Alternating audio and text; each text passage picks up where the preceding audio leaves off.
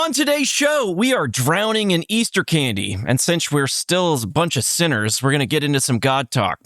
Which tracks do we pick for the one set of footprints in the sand? We'll tell you all this and more on today's episode of Six Picks Music Club.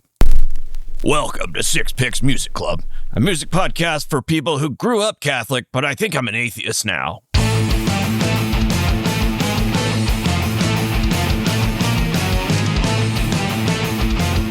Hey, listener! You're listening to Six Picks Music Club, the music podcast where each episode we pick 6 songs based on a theme. Thanks for tuning in every other Wednesday to catch our brand new episodes. We really appreciate everyone's support. We are officially into the Q2 of Season 3, so please help us grow the show by sharing it with your friends, like and subscribe and all that stuff. But we don't just love our Day 1 listeners, we also love you too, first-time listener, because the best time to plant a tree was 20 years ago and the second best time is today. You can go back and listen to all of our older episodes and then tell us when we're wrong. It happens a lot. So, lots of material there. I'm your host, Dave, and with me, as always, are my 2 co-hosts. We got Russ and Jeff on the line. What's going on, my guys? What's up? What's up? I wanted to do a blessing. I was like, I don't actually know any blessings. In Latin, it sounds something like, like that. A blessing from a priest. Well, thank you. I feel blessed, I guess. Well, shit. Christ on a cross. What do we got to do to roll away this stone in front of this clubhouse today? What's our password, Jeffro? Lord, forgive me my trespass. Then blow it out your fat ass.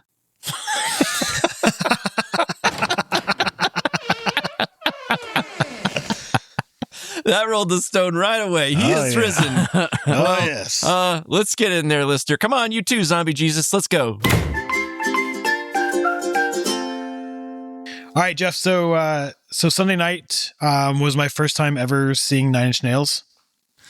And, Okay, dude. And to be honest, like before that, I've never been much of a Nails fan. Like I respected the music, but like outside of a few songs, like the industrial or electronica or whatever you want to call it, just like it just wasn't for me. And I tried, a couple times, but like I just couldn't like latch onto it. And then Dave mentioned, I don't know, late last year about going to the Nails show in Austin, and I was like, oh yeah, maybe, I might go check them out. I mean, it'd be cool to see, I think. And then,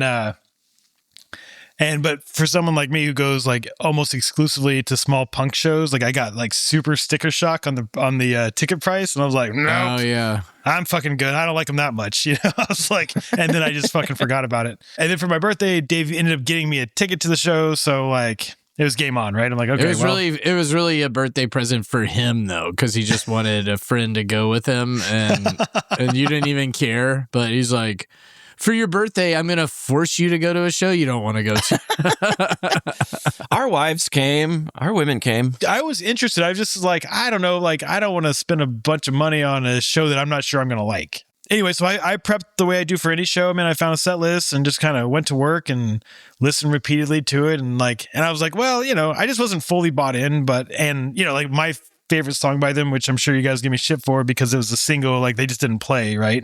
I guess like I had known Closer in a couple of songs, and when I ended up buying the Downward Spiral, and I just couldn't get into it. And then 99, The Fragile came out. Yeah.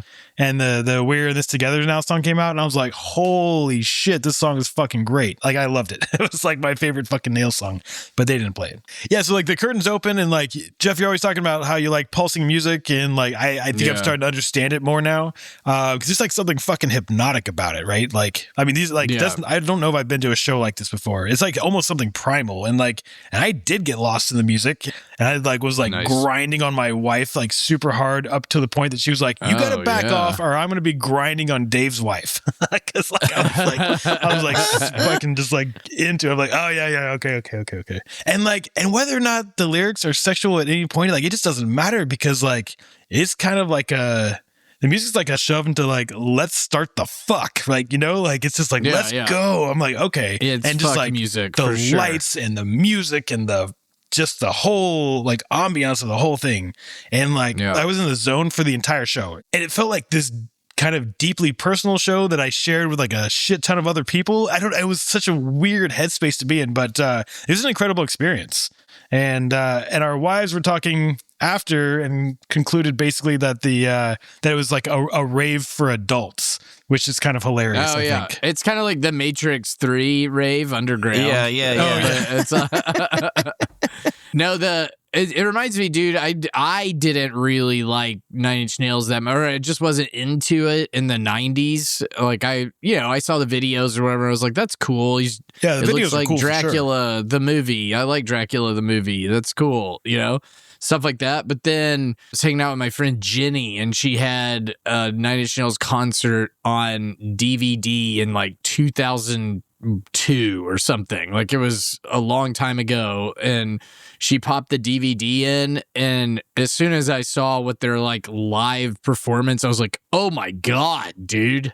It's just fucking rocks so hard, and they're out there just like it used to be real loud and a lot of flashing lights and like shit's moving around. Their keyboards would move as they're playing them and stuff like that. Like everything's like fucking animatronic and shit. It was like, and just so punk as fuck sometimes with like, it was like a little evil looking with the makeup and I don't know, dude. They got me hook, line, and sinker. It's such a live experience. Like it's not captured on the records. 100% agree. It was a great show. It was a great experience. And if it is the last show, I'm so glad that we made it in there. Like I would have never, I just don't think I would have ever gone on my own. And I may go a second time. We both, like wife and I both had just a wonderful time. It was fantastic. You had hotel also, so you got to leave there. We did have hotel and also, yes. Hotel. Have hardcore hotel banging, I hope. Yes, it was fun. It was a good night. It is. Nine Inch Nails makes you want to bang your wife. Could I say that? Yeah. It's like definitely like go with your wife, bang when you get home kind of a show. Yeah. Yeah. And agreed. Great. It was awesome. We met Russ and his wife at the hotel bar where they were at. And then we like had a drink or whatever. And then we were going to go have dinner beforehand. That's this Italian food place or whatnot. And so pound a drink there, close out our tabs, and we got to jump in a car. And so Russ calls a car, and we're like, okay, cool. And we go outside and we're looking around for the car. And I'm like, I'm not seeing, I don't know what it is. He's like, it's a Mitsubishi Mirage. Is that what it was? Something, yeah. Some kind of Mitsubishi deal. Never heard of that make of car. I'm gonna fact check that one.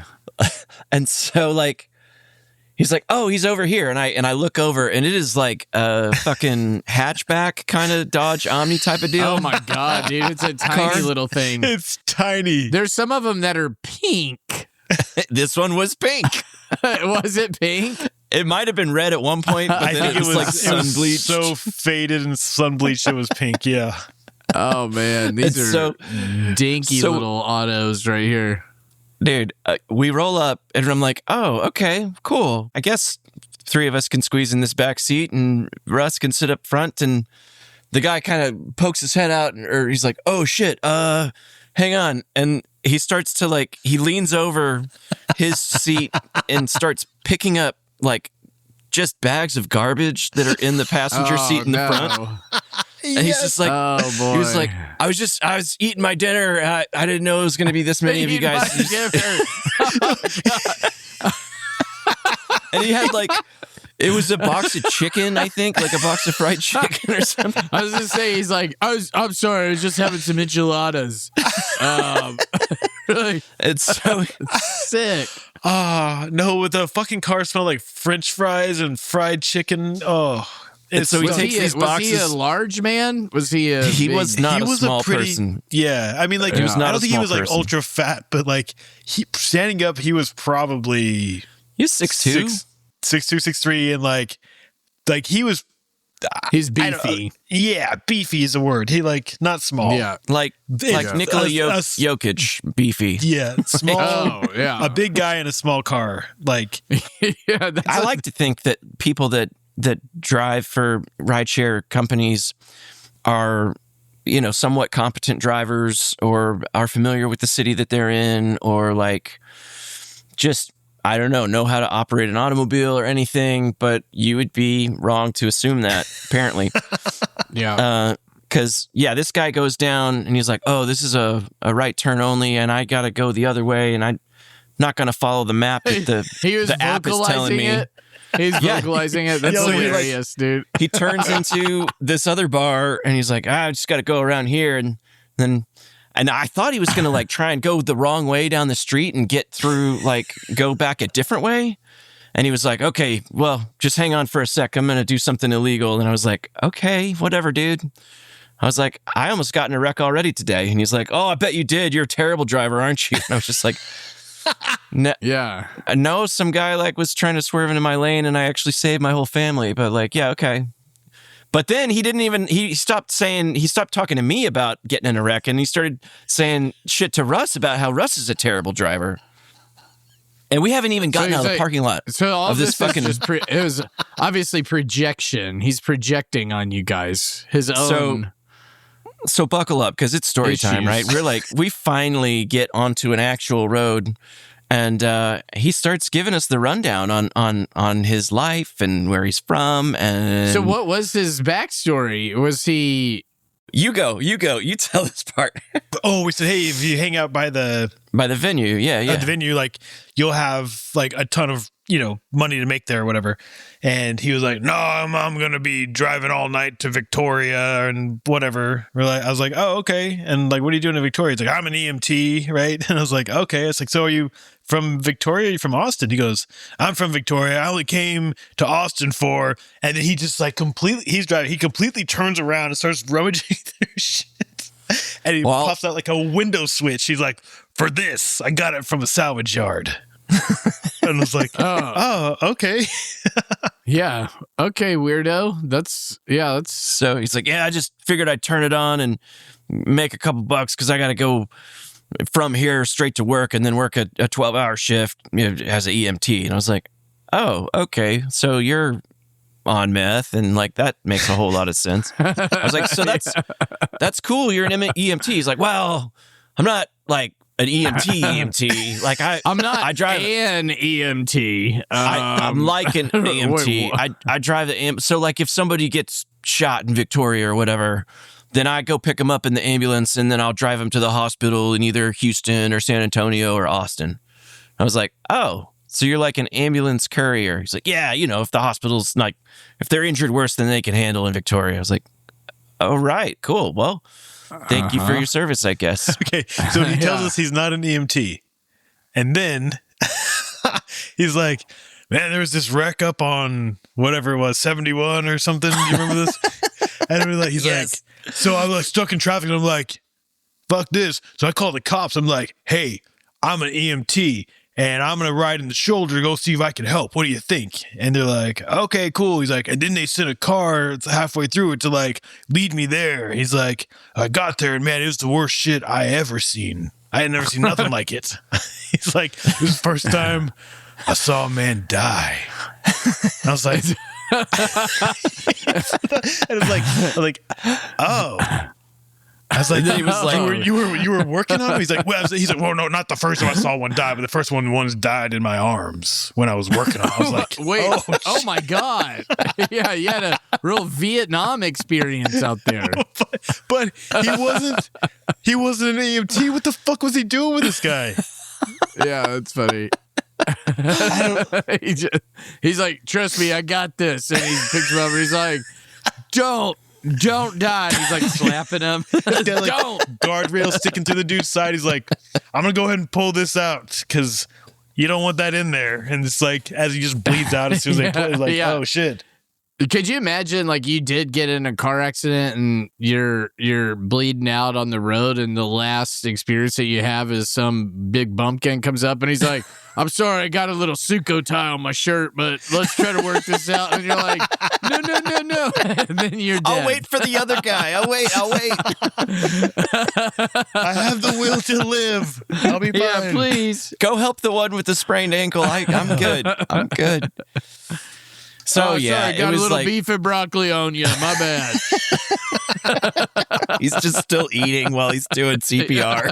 It was like, oh, I like it when the broccoli's still a little crunchy.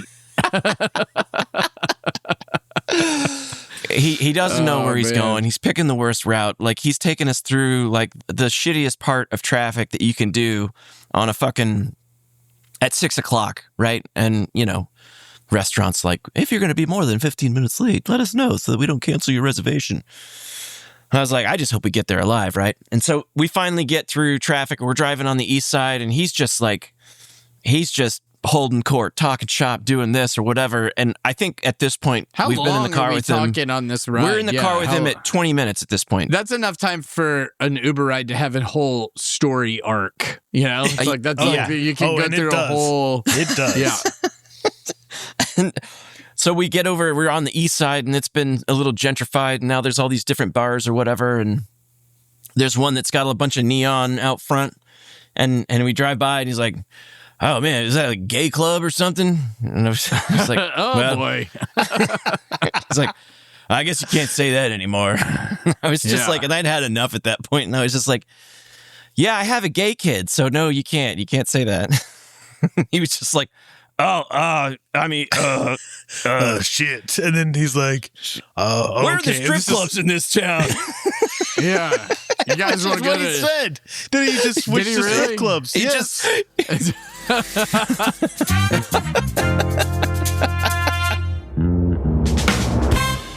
All right. How did you guys make your religion picks? So one of them is like a real religion pick, and the other one is not, allegedly, but was kind of co-opted by religious groups because it does have, themes of religion. It mentions heaven. Why did you want to do religion as a theme? I think this was a Dave theme. No, it was me. It's a Russ theme. Well, okay, yeah, I'm sorry. Excuse me. I have actually been planning this episode for over a year. Do tell. I am very excited about this one because I have this fucking great album to talk about, and I have another song that just makes me smile. So you're just gonna you're just trying to shoehorn a couple of your preferred picks in. That's exactly right. So you created a theme around two picks that you're wanted. You're free to make a suggestion on a topic if you have a song that you think... You're a real fucking social engineer. You know that? I feel manipulated. I'm going to invent a theme just to talk about a pick in the future. I've never done that. Okay. Well, yeah. I mean, I don't know how else I was going to work. No, yeah. He's right. He has never created a topic for us to talk about because he doesn't do any work for the show. Oh, that is horse ass, dude. My themes fucking slap. My themes are so popular. All right. Well, you're on deck for the next one then. No shit. Boom. How did you make your picks, Fro? How about reconciliation as a theme? Could we do that? Reparations. It's like the reparations. Yeah. Systemic racism. I made a list. So I had quite an extensive list. And what I was trying to go with were songs that are religious that I don't find repulsive, that actually make me enjoy religion in a way. But then in my list, I found an extra little theme that this is a teaser. I'll allow it to unfold as we go through our picks. Pick number 1, baby. All right, well, kicking it off tonight, I've got the first pick, and so we're going to hear a little tune. It was originally written by Pete Seeger in the 50s, but then came to broader notoriety in 1965 by a band called the Byrds, and that song is Turn, Turn, Turn, Turn. So let's give it a spin. And this is when people are going to turn off the pot. To everything, turn, turn, turn. There is a season, turn, turn, turn. And make time to every purpose under heaven. A time to build up, a time to break down, a time to dance, a time to mourn, a time to cast away stones, a time to gather stones together. To everything. A little backstory on the Byrds. They're formed in 1964 in L.A. It's Roger McGuinn on that 12-string Rickenbacker guitar, also singing vocals. Gene Clark was their primary songwriter early on, and then doing that luscious harmony is my guy, David Crosby, personal hero. Is that his first band? Yeah, I think so. Is that where you got it starts? Yeah, he was the co-founder of the Byrds in 1964, and so they got big. There was actually one other guy, the drummer, Michael Clark, and I think I said Chris Hillman on bass, but if not, Chris Hillman on bass. So they essentially invented folk rock music, kind of mixing that sort of Bob Dylan style songwriting with a Beatles style harmony with electric rock instrumentation. So their first actual big hit was a fucking Dylan song, because they covered Mr. Tambourine Man in 1964 on their first record, and it kind of blew up. So they needed another song to come out quickly, and they picked this Pete Seeger song, Turn, Turn, Turn, Turn. I do have to get in that the producer of this record is Terry Melker, and they are significant. Yeah. He did some work with the Beach Boys, but briefly he also worked with... an early leader of the trans rights movement. Okay. Right? Did not Terry know that. Meltzer? Melker? This is the one who worked with Charles sorry. Manson when Manson was trying to be a musician. Oh, that's a different Terry Melker. Yeah. Melker ultimately was like, you know what? You're a really bad musician. I don't want to produce your records anymore. And then Manson targeted Melker's house during the Sharon Tate murders. Oh my God. Crazy little bit there. But yeah, so this is a song that is like 95% Bible scripture. So it's all entirely lifted from the book of Ecclesiastes, and to everything there's a season. And really the only line that Pete Seeger added was a time for peace, I swear it's not too late. And so when they released this in 1965, it's right as the tensions in Vietnam are getting crazy. And so this emergence of folk rock, this song kind of blending the idea of like peaceful wisdom and politics, it took off. It became a #1 hit. It's also kind of wild that in the Cold War era, a top 40 radio station was blasting Ecclesiastes. So that's kind of funny. I did read that someone said Ecclesiastes is widely considered the emo book of the Bible. Well, funny. So yeah, this is another one of the songs that I think was on the radio in my parents' car growing up, and incidentally, when I got married, I was still kind of coming through, having grown up Catholic, puberty. And I was past puberty at that point. My testicles had dropped out of my body. I had out sex of your by body. Then. Out of your stomach? Your balls drop? Where do they drop from? Good God. Abdomen? Sorry, I'm not a doctor. It's a real disaster down there, huh?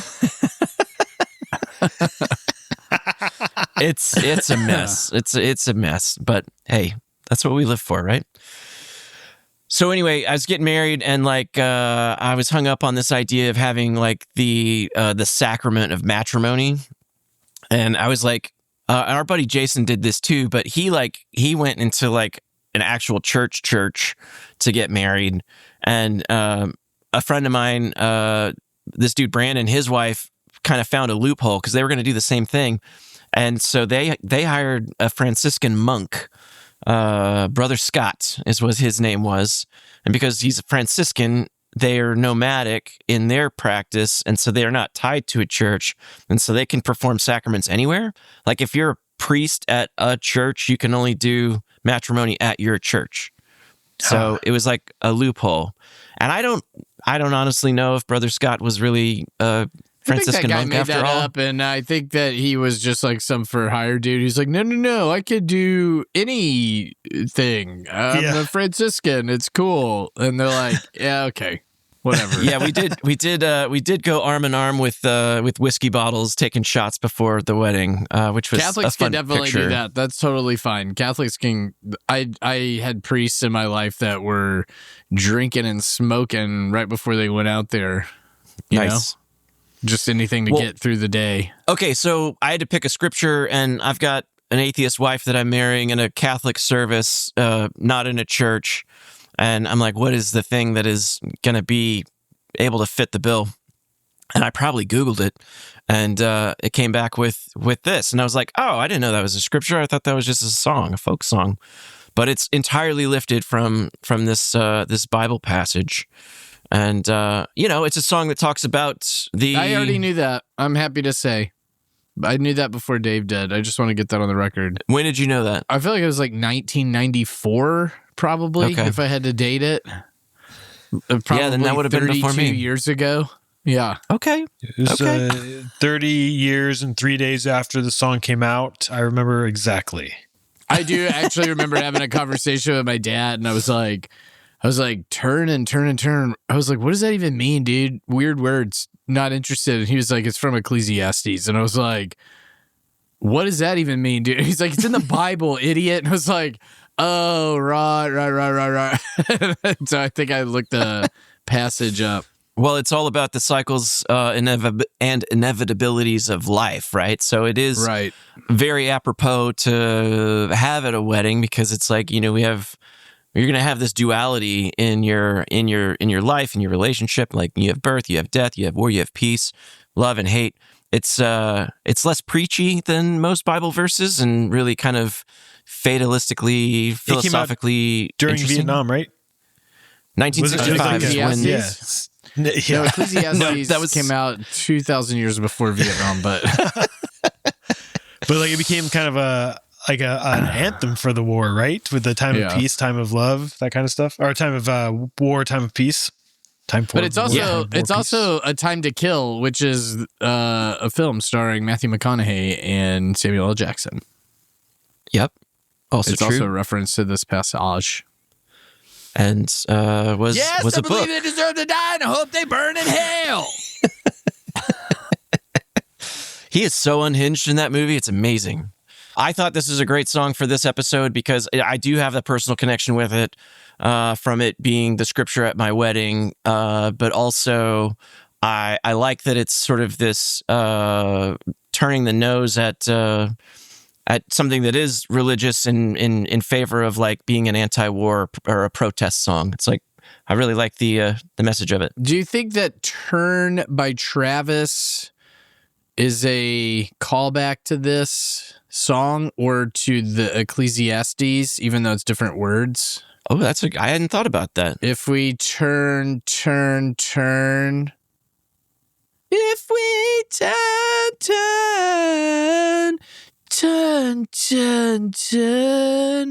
What do you think?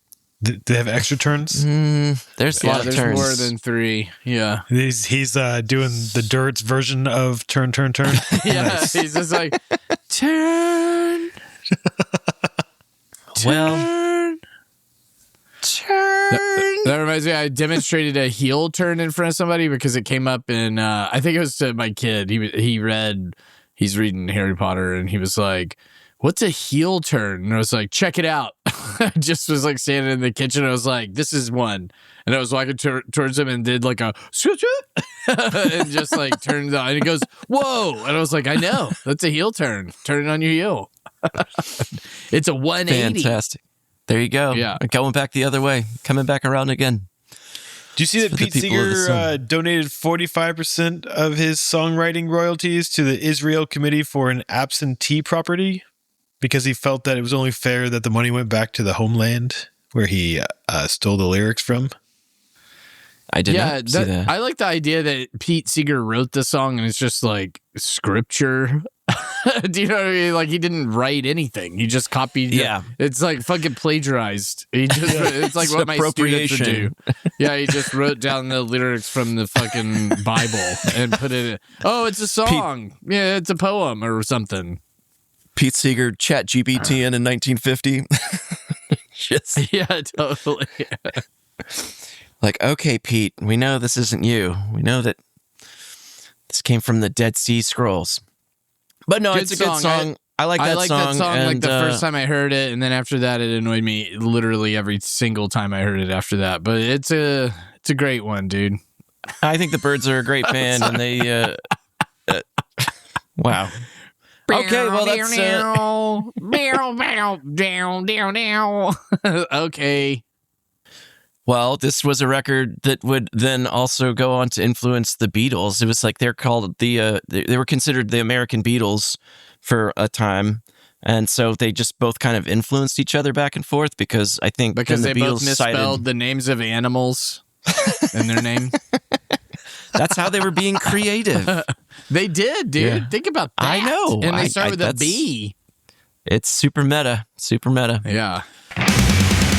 It's the shit pick. All right, well, that's the first pick tonight.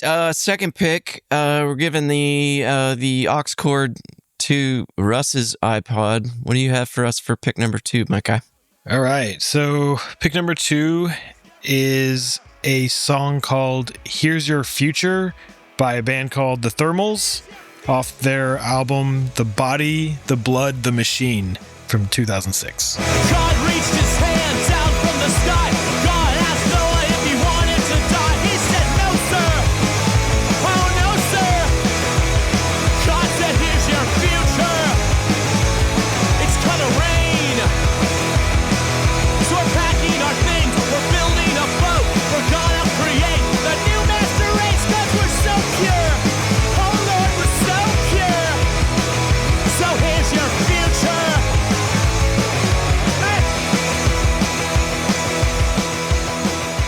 All right, so the Thermals started as kind of a lo-fi experiment in Portland, Oregon, and the main dude is Hutch Harris, and for their debut album, More Parts Per Million, he just recorded every instrument himself on a $60 budget, and then once he was ready to go out and tour, he picked up a bassist, Kathy Foster, and then they just kind of started working. They had a kind of a full lineup for like the next album, and then they ended up getting rid of everybody, and then those two just came in for this album, which is called The Body, the Blood, the Machine. It was produced by Fugazi's Brendan Canty, and the record moved away from like their indie rock from the earlier years into a more of a punk sound that served as a backdrop for like this harrowing concept album about a couple in America fleeing a fascist Christian regime.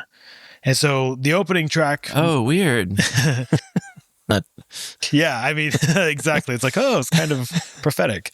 Here's Your Future, and it serves as kind of like this violent manifesto for the entire record. It's a subversion of like the Sunday school stories, so stripping away the animals and the rainbows and replacing it with a god who functions like a vengeful, erratic warlord. And the song... It reimagines the Great Flood not as like a cleansing of sin, but more as like a deliberate act of mass extermination.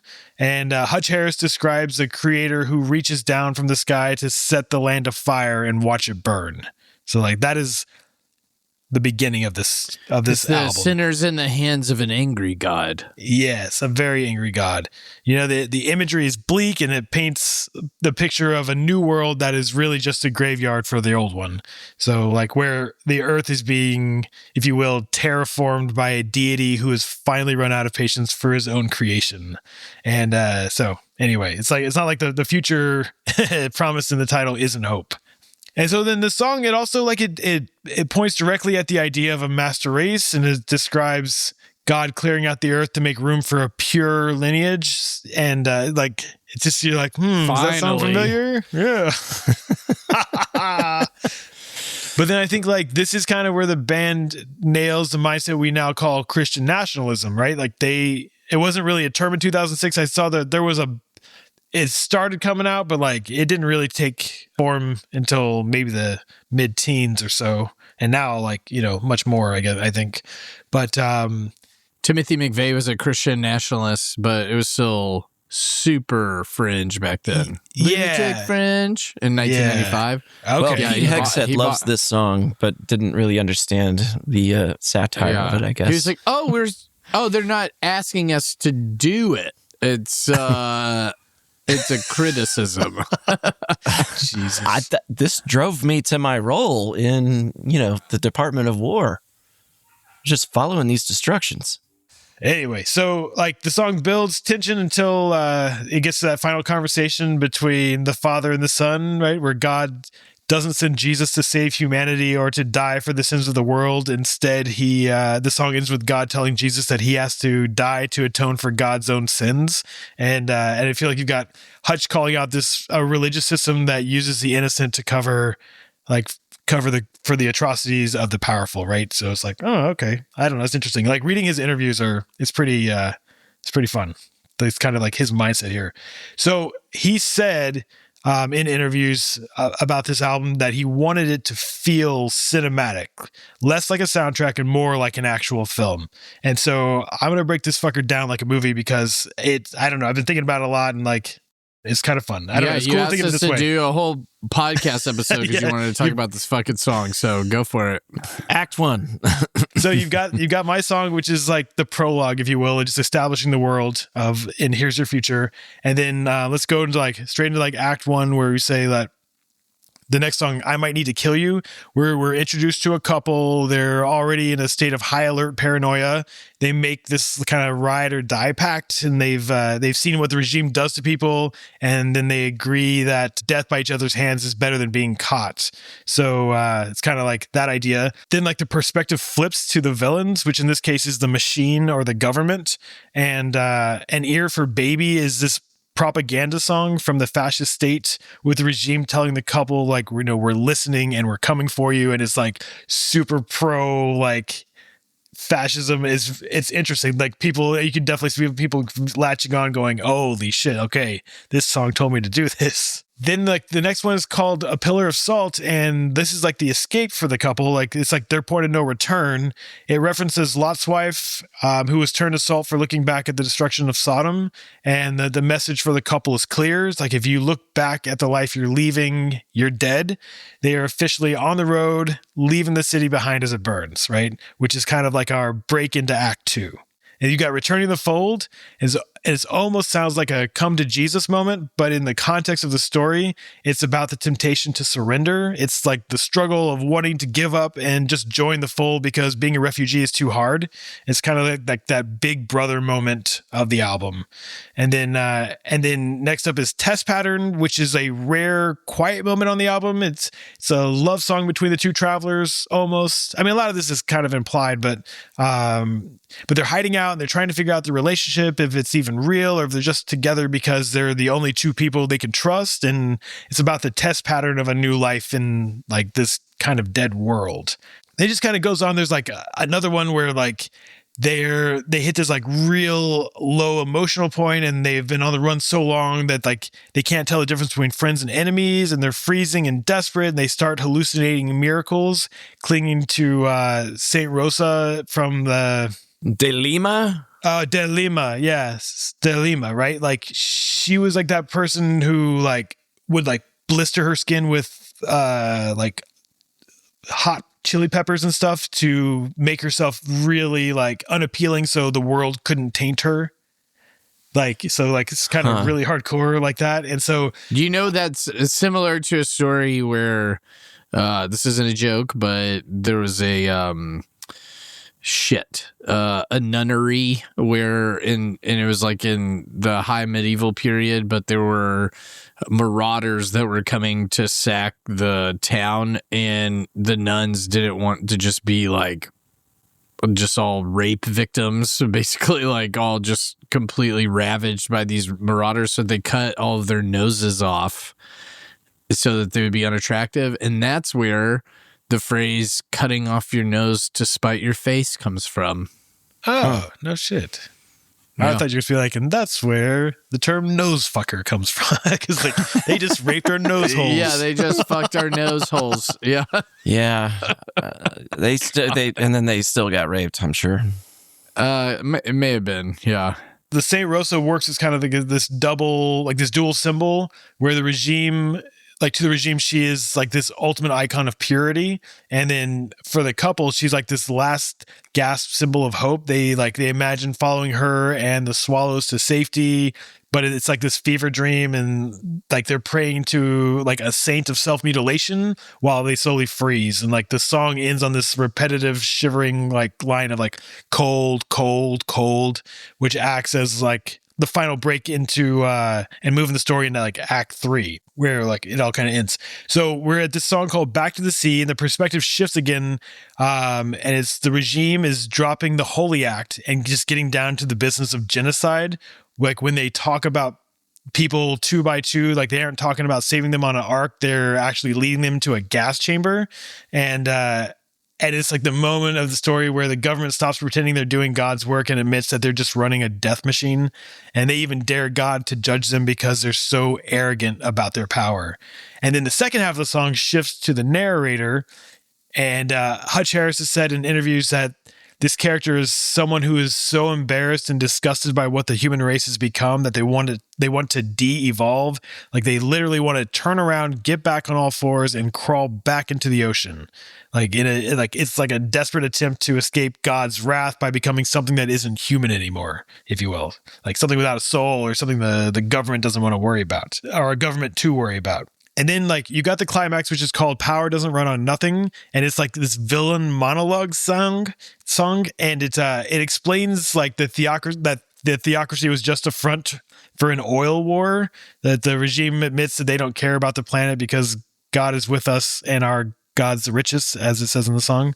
And by the end of the song, the regime decides that if they can't own the earth, then nobody can. And they vow to drain the well and tunnel to hell, leaving the surface of the planet for the worthless and dirty.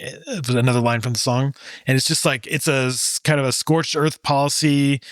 And at the end of the song, it kind of devolves into this 2-minute instrumental groove that sounds like a machine kind of just like grinding into something, into dust. I don't know, something. It just kind of has a very machine-like feel to it. And then Hutch said in interviews that he wrote the song imagining that the villain was Dick Cheney and the Holy War was really just a corporate takeover. Finally, like the last song, I Hold the Sound, is the epilogue. And it starts off with The Sun is Cold, which is kind of a bleak idea. And then, but the world is over and the couple is like somewhere. Like usually when a couple flees a dictatorship in a movie, that, they cross into a border, into like they cross the border into a land of freedom, but they end up finding out there's just nothing on the other side. They survived, but there's nothing left. They don't talk anymore. They just sleep. And it just kind of like it just ends where like after the lyrics go, the band locks into this repetitive bass line, and then the church organ from the first song starts to come in, and then like it's going to loop back around to the beginning, but then everything's just kind of starts to break, and then the music gets overtaken by this wall of like screeching guitar feedback and static that just kind of lasts a minute, and then it's just fucking done. It's a fucking bleak ending. Jesus. Well, okay. So tell me about your experience with religion. Oh, I will on the next one. I got a whole thing about it. But Okay. But long story short, I just want to say, like, I think this is why the separation of church and state is really important. Like, we're nowhere near that far gone in this country, but like, goddamn, if they aren't trying to get there, like, I don't know. It's kind of it's just going back to and seeing how things are going. You're like, man, this is like, I know the dystopian stuff is just starting to feel a little more real than it used to. Yeah, So. no, it's crazy. James Tallarico is doing some interview where he's talking about the separation of church and state and how important it is, not just for the government, but also for the legitimacy of his faith, like that his faith would be something that would be dictated by a political party cheapens that religious experience. So, Which I think is the right move in Texas. I think he can steal votes like that. oh yeah, 100%. I think he's got a really, really strong campaign. We'll see how it goes. So this came out in August of 2006, at the end of August, right? And then like maybe 6 weeks later, President George H.W. Bush lands on the aircraft carrier Nimitz to declare that the war in Afghanistan has been won. Do you remember that? Yes. So like, you talk about wars with no end and like, for the sake of oil and for false pretenses and the machine that is the industrial complex. I mean, that's the thing that the U.S. is the best at, is bombing other countries. So, And even, the war was won in Afghanistan, but like, Like, when did they pull out? You know, like 2021. Yeah, is when they pulled were out. still- But even then, like, I think the Navy SEAL guys started leaving around 2014 to 2016. They're like, there just wasn't that much action anymore. So like, yeah. So like, I think that's pretty much, that's closer to where like the war was done, was kind of the mid-teens. That's when the Navy SEALs were like, well, there's no one left to kill, so I guess let's go start a business. Let's go to business school. Yeah.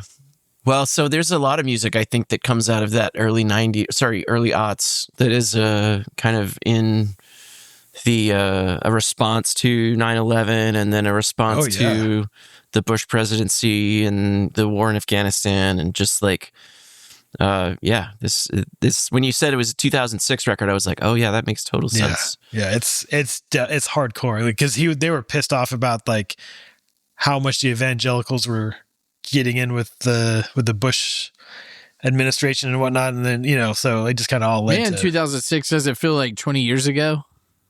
Yeah, that is nuts. That is nuts. Well, cool, man. Thanks for your first pick, Russ. Let's take a quick break and do Music History Minute. Music History Minute. We'll dig in their dirt. Rock stars are people, but way more pervert. One fuck of a ride through their dicks and their jugs. Music History Minute is like sex on drugs. In 2005, Brian Head Welch was the dreadlocked 7-string slinging powerhouse of the nu metal titans, Korn. He was also a man being eaten alive by a $400 a day crystal meth addiction. Desperate to survive for the sake of his young daughter, Welch had a radical lightning bolt conversion to Christianity. In a move that shocked the metal world, he walked away from a $23 million record deal, headed to the Jordan River, and got baptized in a white robe that looked surreal next to his tattoos and goatee. But here's where the rockstar version of religion gets messy. In his zeal to do good, Welch fell in with a group of prophetic business partners who convinced him that God warned him to pour his life savings into a massive real estate and entertainment venture in Germany. It sounded like a divine mission. In reality, it was a high-level fleecing. Welch's millions evaporated into bad contracts and empty promises, leaving the man who once topped the Billboard charts nearly bankrupt and living in his car. It took years of wandering in the desert, literally and figuratively, before Head realized that while his faith was real, the people selling it weren't always holy. He eventually reunited with Korn in 2013, proving that sometimes, even after you find Jesus, you still have to watch out for the Judas in the boardroom. Music History Minute is like sex on drugs. Hell yeah, man. Fuck corporate America. Yeah. All right, next up, we're going to talk about our sponsors for the... Oh, just kidding. Welcome to the middle pick fuckers. We do have another pick. We've got Jeffro coming in with his first pick number 3 of 6 Picks Music Club today. What is pick number 3, my friend? Yeah, so I got the 6th track off of Jeff Buckley's Grace record. This is Hallelujah. And it's not a cry that you hear at night. It's not somebody who's seen the light. It's a cold and it's a broken hallelujah. Hallelujah. Hallelujah. Hallelujah.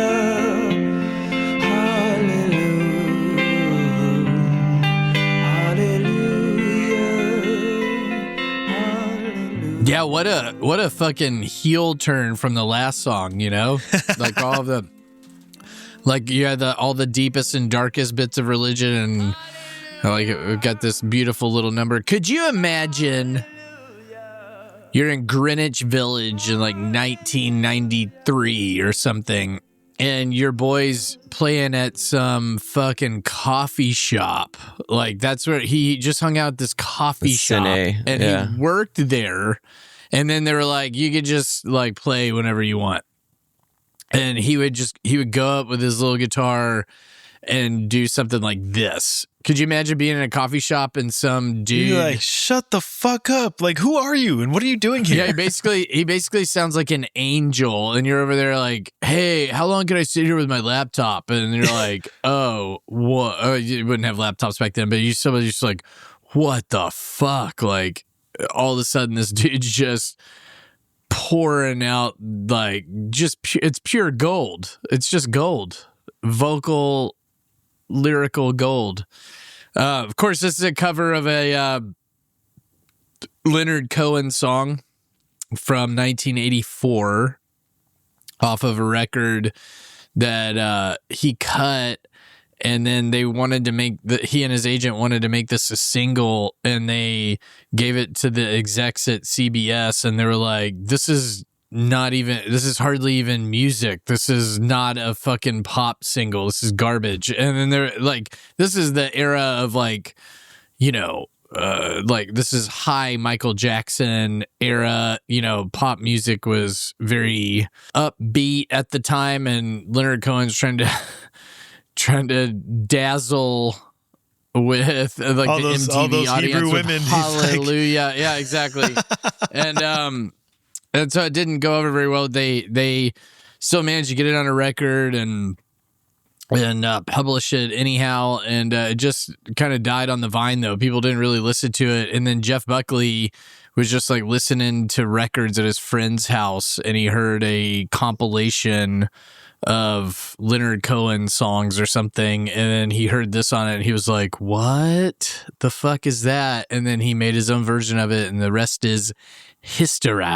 So was he at the coffee shop at this point, or was he already making music? Yeah, he was just like kicking it around New York, doing his thing. So he's like, I'm just going to cover this song for my fucking coffee shop gig and busking over here and all that shit. Cool. Yeah, and then he ended up, when he got signed with, I think it was Capitol. So like, did they find him at the coffee shop, or where did they find him? So the story, this is well covered in the there's a Bill Simmons produced documentary of Jeff Buckley that came out. It's called It's Never Over. It came out last year, I think, and it's a fucking super documentary. Was it Amy Berg directed? Sure. Who produced it again? You just said. Oh yeah, I said that. I'm surprised you didn't get there before me. Brad Pitt was also a producer on it. Brad Pitt was going to do a movie, a narrative film with Jeff Buckley, but Jeff Buckley's mom was like, I don't think you can play my son. Yeah, because you're 65 fucking years old, and he was 28 when he did all this. Yeah, so people, there was buzz around his shows at the coffee shop. No way, you know, because it was shit like this. And then and he was playing some of his other guys are songs. like, you don't have to work here anymore. You keep playing. And yeah. Well, he was playing those shows, and like A&R people started showing up and be like, dude, fucking come sign with Sony, you know, and do a record. That's why you fucking want to live in New York if you're going to be a fucking musician. Yeah, exactly. Huh? So he signed. I can't remember. Did he sign with Sony or Capitol? I can't remember what it was, Dave. But he did the record. It was popular enough. You were right the first time. Columbia. Yeah. I said Capitol, so I was never right. But he mark that. Yeah. He did the record. It wasn't like a huge bestseller, but everybody that heard it was like, "Oh my god." And David Bowie called it the best record he had ever heard and shit like that. And he was meeting Paul McCartney all of a sudden, and Robert Plant anointed him the next great vocalist, and then it was a little too much for him, and he freaked out, and then he accidentally drowned in the Wolf River in 1997, 2 years after Grace came out, and he never had a second record. But anyway, I saw that it didn't even chart until 2008. Hallelujah? No, Grace. The first time it ever charted on the Billboard Hot 100 was 2008. That's interesting. I wonder why it was 2008. I wonder what happened. Know. There must have been. I guess it was in a movie or something. Bunch of TV shows. Yeah. So the OC had like Imogen Heap did a version of this song in the OC, and I wonder if people were like, I wonder what that comes from, and then they were like, Jeff Buckley, what's this? And it was like a young audience, and then any girl. So I would just say, like, any woman that likes men that sees and hears Jeff Buckley immediately wants to fuck him. Like there's just like there's no way around it. Like he's also very handsome, and he's like he's a complete package combination of masculine and feminine. He's got it all. He does songs that are like Nina Simone, and he does songs that are like Led Zeppelin, and he mixes it together.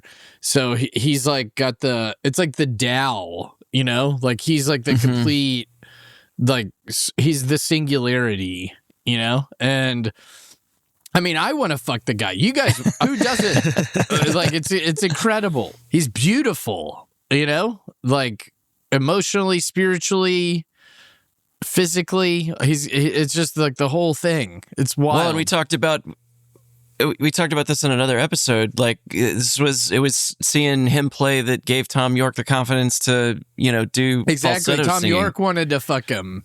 You know? Right. And then it was so inspiring to him that he was like, let's go straight to the studio and then I'll redo Fake Plastic Trees. I know how to do it now. Well, okay, so I saw that Buckley said that his version wasn't about religion at all. He described it's it about as orgasms. Yeah, about the So that's what I was- hallelujah of the orgasm. So, I mean, it's partially why everybody wants to fuck him, because like he's just singing let's have sex through the whole thing. He's like, every choice, he's like, Exactly. I didn't change the lyrics. Every choice is just like how he sang the song to like, Yeah, of course. which is why it It's starts seductive. Yeah. before the Yeah. song even starts. That's exactly It's right. gonna So- breathe right into you. So this is about sex rights. This is about, some people, it was a pagan tradition, worshipped sex. And there's something to that because, if you're not a great believer in like organs don't do it for you, or listening to a great homily doesn't get you there, then definitely like praying to the altar of effing, that's pretty good. Like, so for some people, the orgasm is as close as they'll ever get to ecstasy, Well, and I think it's interesting when you talk about spirituality, right? And how you can have these really intense moments with your lover. And like, I think there is something that is spiritual and religious about being able to create that connection with people. So like, I'm totally here for, fucking is about making God between you. Yeah. And by But God, I mean also the orgasm. lyric, your faith was strong, but you needed proof. You saw her bathing on the roof. Her beauty in the moonlight overthrew ya. Is excellent. And apparently, Leonard Cohen, he said he worked on this song for 5 fucking years, and he wrote 80 verses and then chose 6. The David and Bathsheba verse. That's one's gonna make it. And so he was, the only thing you learn from love is how to shoot somebody who outdrew ya, which is also excellent. I Like, love so that he line. chose- That's an incredible line. I love that line. And I like how all of them end with ooh ya, like coming up with rhymes with hallelujah must have been a hell of a thing. and to do 80 it of with them? 80 fucking verses. Yeah, 80 You're like- rhymes with hallelujah. But I also just really love as like kind of a bit of a closeted poetry nerd. I love the structure of the. Are you closeted about the this? I Do we feel not like you I just am. tell say us? some fucking? He's always talking about poetry. I feel like Am I that's always just talking poetry? You talk a lot of poetry. Can we do a little segment called "Talking About Poetry"? And we'll just cut in clips of all of the times that you said, I was writing poetry the other day, or like, Yeah. sometimes I like to write poetry. Or sounds like free verse and blah blah blah. I like the shit that he says. I do love the poetic structure of these lyrics. Yes, that's all I'll say. Anyway, this is a song that makes me. So I do also have. I was raised Catholic, as you guys. We might have covered this ground before. I was an altar boy. I'm not a believer anymore, but I still appreciate the art of Catholicism and the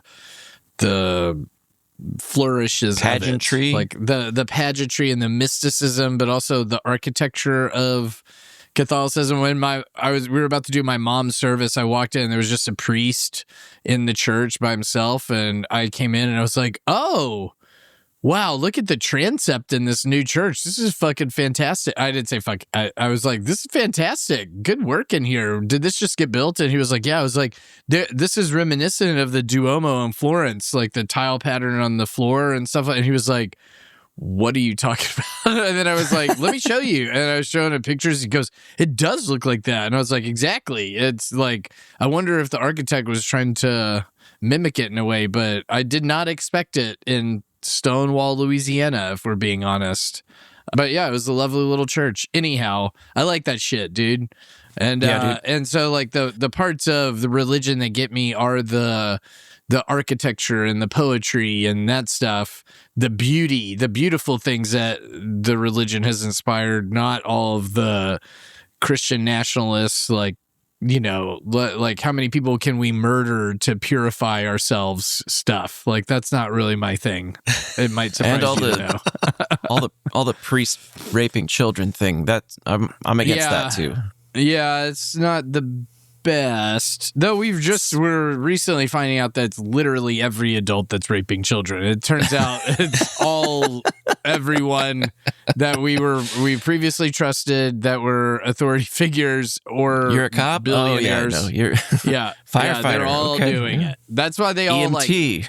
they all get in the game. I think that, your EMT guy, he's like, oh yeah, when I'm done with this one single Uber ride I'm taking, we're getting some serious child trafficking going later on. I will traffic people in this car tonight. From Victoria to Houston or whatever the fuck. Yeah, so yeah, all that stuff, not so much, but pretty churches, you know? Well, it is funny, like there's like a double, you got David and Bathsheba, and then you got Samson and Delilah. There's lots of like religious, just really direct reference to how love has, made people do awful things. And yeah, but those things are not actually awful, I think, as part of the Samson story, is about being seduced, right? And having your, like, a succubus. It's a version of the succubus story. Like, she's removing his power. Like, she cuts his hair, but she also probably fucks his brains out, and then he loses all of his power, you know? And that's like, you know, you don't want some harlot to come in and suck your soul out. I think that's the upshot of that story, He gave into right? the temptation of it and then lost all of his power. Sure. But, David did see a woman naked on a rooftop and said, I want to fuck her. So, she's married. Okay, cool. Go send her husband to the war and put him on the front line, and then he'll die. Yeah, which is not a bad strategy, I think. Turns out it worked. It worked for him. If there's a war on and you need to pop it off, dude, you know, you need to bust a nut. Let's start a war in Iran. Yeah. But yeah, I mean, boy. that's the undercurrent of effing and sexual imagery in the Bible and beyond is quite fascinating, I think. And the pagans were like, hey, we're over here. We're just doing it out loud. Like, you don't have to feel bad. Like, just... Like, we're banging like rabbits. We like rabbits. Like, we talk about rabbits all the time. It's cool. We'll bang under a tree. We'll bang on a rock and look at the moon. How about that? And the Catholics come in and they're like, no, you must feel guilty about it. And they're like, why? That's so stupid. And they're like, you just do. And we have swords, and we'll kill you about it. And now we're going to kill you over it, yes. Yeah, we're going to kill you about it. And then we're going to chop off your foreskins and put them in a bag and deliver it to the king. Like, oh my God. Why? Yikes. Yeah. It sounds like he's the one that's got like a fetish, right? And they're like, Yes. No, it's just that you're heathens. It's your fault. Are you sure he's not projecting or? Yeah, I still think he's got a weird thing about foreskins. Like, we should delve deeper into this. Oh my goodness. Dude, that stuff is crazy. All those stories. And we just take it as like, Oh, that's just Bible times. They're like, no, in Bible times that was weird too. Like, I guarantee it. People weren't into it as much as like Solomon. Oh yeah, no, Like, that's the king. fucking weird. Can you Today, imagine being we've the got king and they little Julia, come back 6 years old, and- to read the passage of the foreskins. Yeah. You're the king, and the guy comes back from Marco Polo, comes back from the adventure or whatever. Yeah. And you're like, hey, cool. Did you bring some saffron or something? He's like, yes, but I want to show you this first. It's a bag full of foreskins that I chopped off so that I could So make we people Christian. Solomon wanted to suck a bag of dicks, but the best we could do was we chopped off a bunch of dead guys' foreskins for him, and then we gave it to him. He was pleased with that, it turns out. And then I heel turned and got the fuck out of there, bro. Well, and then the next king didn't know about his whole thing. And so when he got his bag of foreskins, he was just like, who asked for this? Like, what? Yeah. What? Oh, Is this- it's for everybody's doing it now, I guess. That's the news. Huh. Like, Okay. Do I keep it? What do I do? What do I do with it? Do you cook it? I don't know. I'm so lost. Yeah, just leave it out to dry so you can have like dehydrated foreskin chips. Little I bet yogurt. they taste like pork dip. rinds. Oh, you have to cook them in fat. But yeah, that is true. I think I fucked that up and said it was Solomon. Solomon is wisdom. This was Saul, right? Isn't it Saul who wanted the foreskins? Oh, I don't know. Yeah, I don't. you're the foreskin Those pages master. those So pages David- of, yeah, of my David Bible and are his- stuck together. David and his men killed 200 Philistines and brought their foreskins to Saul. And Saul's like, you can have my daughter now. But he's still worried about the rise of David. He's like, this guy's dangerous. It turns out I was just messing around asking him for all those foreskins, and he showed up with them, and I was like, yikes. Take my daughter, leave me alone. Never come back. And then, yeah. And he just kept, from then on, every Friday, showing up with more foreskins. It got real weird. Like, I And then only we have went the on- one daughter, man. Just stop. Dude, Maury Povich. It's a Maury Povich episode where Saul is complaining about David. His son-in-law. Yeah, listen, this guy's out of control. All right, listen, I asked him one time, like as kind of a joke. As a joke. It was a Yeah. joke. Yeah, you should have heard the way I said it. Anybody would know that I was joking. I mean, what kind of thing is that even to ask for? Like, they weren't even cutting them off back then. That was All right, hallelujah, guys. Jeff Buckley, Hallelujah. one of the all-time beautiful songs. I have had some very religious orgasms. More recently than not, actually. There have been some pretty wild ones. To that song? Is that what you're saying? Just in general. Feel it in your core, it's pick 4. All right, well, our next track up is going to me. So I've got pick 4. And for this one, we are going to get into our 90s mobile, a little post-grunge. And let's give a spin to the soul track, Shine.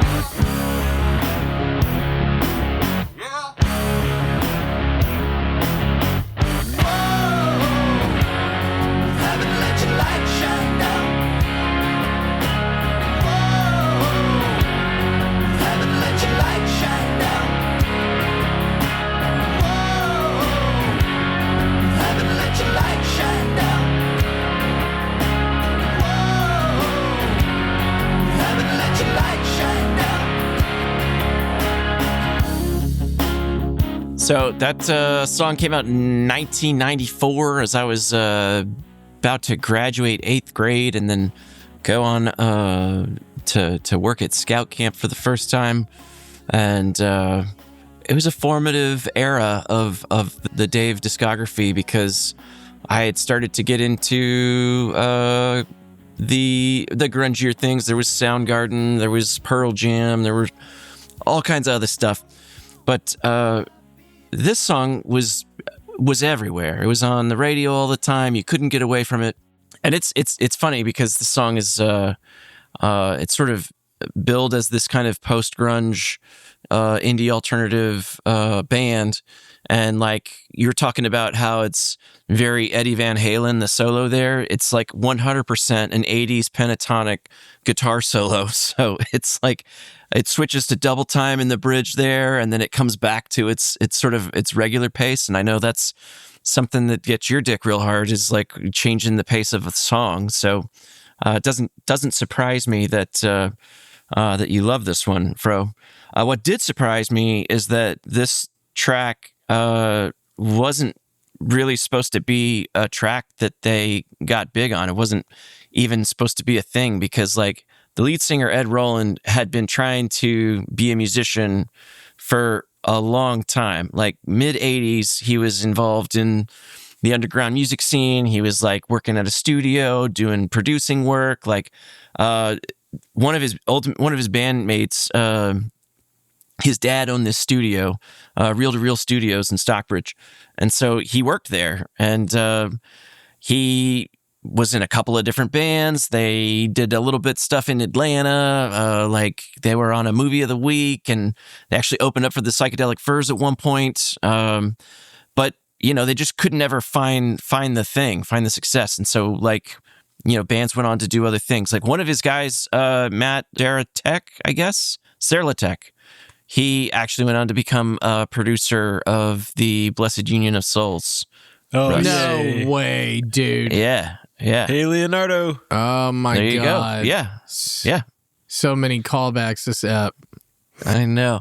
So like he after like that last band with Blessed Union of the Souls, Matt Saratek, after that band kind of broke up, it was like 1992, and he just got a bunch of musicians together in his basement to make a record of just demos that he thought he could like sell to other songwriters or singers or bands that would then play. So he was like, okay, I'll just write songs and see if I can sell them, and so they sent it into this. They sent this demo CD, this demo tape. They're recording on like an 8-track, right? Yeah.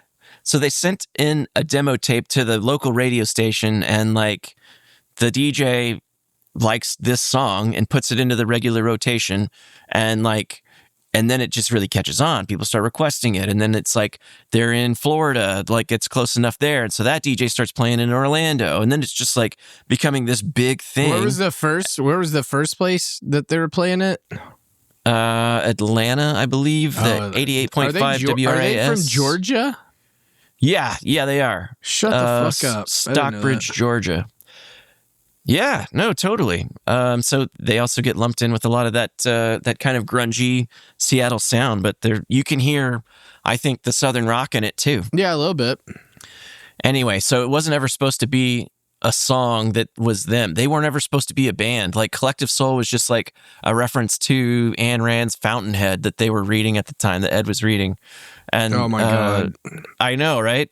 Jesus. Not as good as the mouth hole. Not as good as the mouth hole. Also, I just put this together, but Collective Soul and then Blessed Union of Souls. Like, do you think that it's the same fucking thing? It is the same name. Yeah, it's just like a longer version of the same thing. That's so weird. I never thought about that. That's fantastic. So if Spotify had existed in 1995, okay, then my streams would have been 92% this song, and then like 7% Electric Light Orchestra or something, and then the rest is. I had Brooks this on Dunn. tape. I had this on tape. And I had a Walkman, and I walked to school every single fucking day of 5th grade and listened to this song. Like, and the rest of the songs on the record were meh.